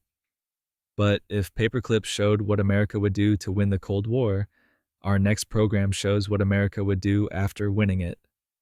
President's Surveillance Program. Let's talk about the time the President of the United States authorized the National Security Agency to conduct warrantless surveillance on American citizens in direct violation of federal law, and how that remained secret until a newspaper exposed it, and how, even after it was exposed, it mostly just continued under different legal justifications. This is the President's Surveillance Program, and it's proof that sometimes the conspiracy theories are real, except they're actually worse than the theories imagined. After September 11th, 2001, the Bush administration concluded that existing surveillance laws were inadequate for preventing terrorist attacks. The Foreign Intelligence Surveillance Act, or FISA, required intelligence agencies to obtain warrants from a special court before conducting surveillance on people in the United States, even if those people were suspected terrorists. The administration believed this requirement was too slow, too cumbersome, too restrictive for the post-9/11 threat environment. So President Bush issued a classified executive order authorizing the National Security Agency to conduct surveillance without warrants. This wasn't a public program authorized by Congress. This was a secret presidential directive that effectively suspended statutory requirements for a significant category of intelligence operations. The legal justification was that the president's constitutional authority as commander-in-chief during wartime overrode statutory restrictions on surveillance. The program had several components, but the most significant was the warrantless wiretapping of phone calls and emails involving people in the United States. If one party to a communication was outside the United States, the NSA could intercept and monitor that communication without obtaining a warrant, even if the other party was an American citizen on American soil. This was a direct violation of FISA, which explicitly requires warrants for such surveillance. The scale was substantial. According to later disclosures, the program monitored communications involving more than 500 people within the United States. That might not sound like a lot compared to later revelations about bulk metadata collection, but these weren't metadata. These were actual content intercepts, recorded phone calls and read emails, conducted without judicial authorization. The program was tightly compartmented, even within the government. Most members of Congress didn't know about it. Most judges on the FISA court didn't know about it. Even within the NSA, access to information about the program was restricted to a small group of cleared personnel. The usual oversight mechanisms, congressional intelligence committees, and judicial review were bypassed. Several senior Justice Department officials objected to the program's legality. In March of 2004, Deputy Attorney General James Comey and FBI Director Robert Mueller threatened to resign over the program, believing it violated federal law. There's a remarkable scene that emerged from later testimony. White House officials went to Attorney General John Ashcroft's hospital room, where he was recovering from surgery, to pressure him to reauthorize the program. Ashcroft refused, and Comey, who was acting attorney general while Ashcroft was incapacitated, also refused. The program was temporarily modified, but it continued. The president's surveillance program remained secret until December of 2005, when the New York Times published a story revealing its existence. The Times had actually learned about the program a year earlier, but delayed publication at the request of the Bush administration, which argued that revealing the program would compromise national security. Eventually, the Times decided the public interest in knowing about warrantless surveillance outweighed those concerns. The revelation caused immediate controversy. Civil liberties groups argued that the program was clearly illegal, violating both FISA and the Fourth Amendment's protection against unreasonable searches. The Bush administration defended the program as a necessary and legal counterterrorism measure authorized by the post 9/11 authorization for use of military force and the president's constitutional war powers. Multiple lawsuits were filed challenging the program's legality.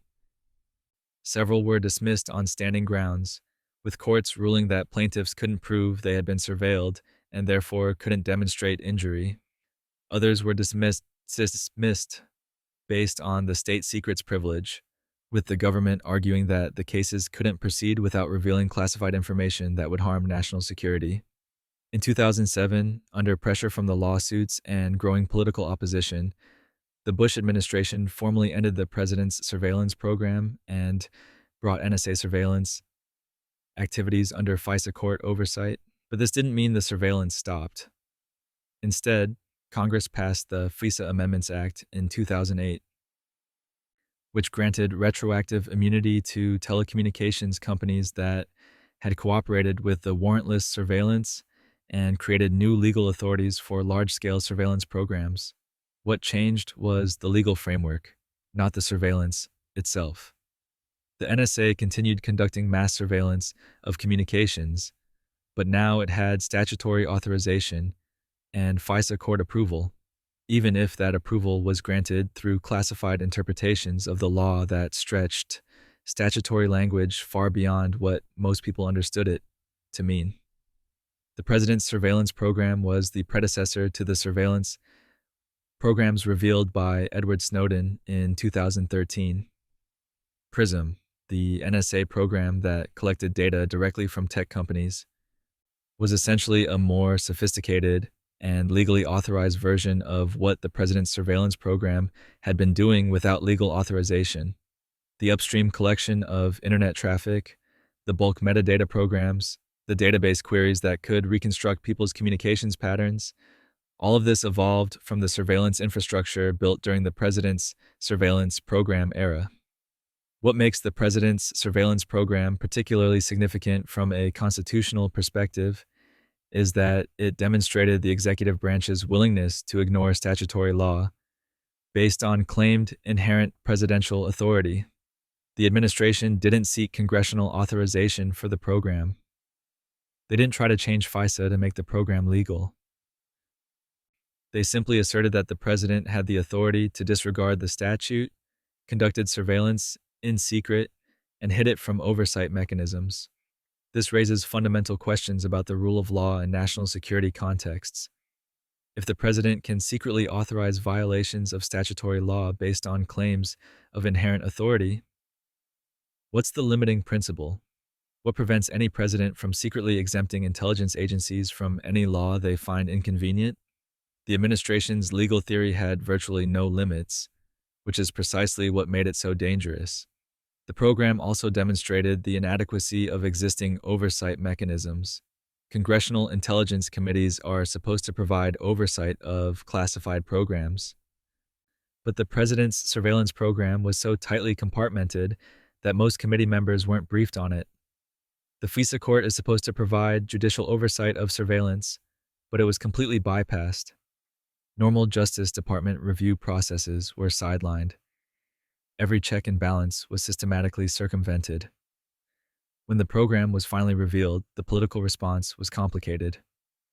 Some members of Congress expressed outrage and called for investigations. Others defended the program as a necessary counterterrorism measure. The public reaction was similarly divided, with some people viewing warrantless surveillance as an unacceptable violation of civil liberties, and others viewing it as a reasonable security measure in dangerous times. What's particularly troubling is how the revelation of the program ultimately changed very little.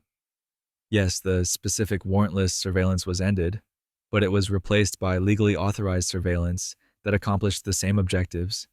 The telecommunications companies that cooperated with the illegal program received retroactive immunity. No one was prosecuted for authorizing or conducting surveillance in violation of FISA. The government continued collecting vast amounts of communications data, just with a different legal justification.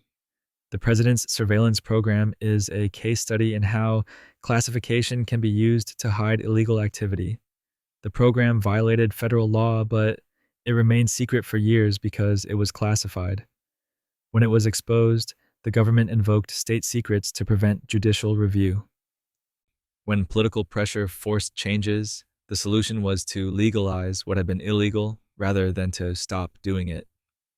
And that brings us to the present day, where presumably there are classified programs running right now that we won't learn about until 2050 or 2060, when they're finally declassified and historians start writing confused articles about what our government was secretly doing while we were all watching cat videos. The pattern is clear. Every generation discovers that the previous generation's government was doing things in secret that sound completely insane when revealed decades later. The Cold War gave us cyborg cats and hypersonic nuclear missiles. The War on Terror gave us warrantless surveillance and enhanced interrogation. What will the current era give us? What programs are being developed in black budget facilities that our grandchildren will read about and think they did what? So, the next time someone tells you a conspiracy theory that sounds too absurd to be real, remember that the CIA really did try to create hypnotized assassins. The Air Force really did fly captured Soviet jets for 13 years without telling anyone. And yes, they really did surgically modify a cat and send it into traffic. History is stranger than conspiracy, and classification just delays the weirdness. Sleep tight and be grateful you're not a German rocket scientist whose past is being actively rewritten by a government agency with unlimited funding and flexible ethics. Sweet dreams.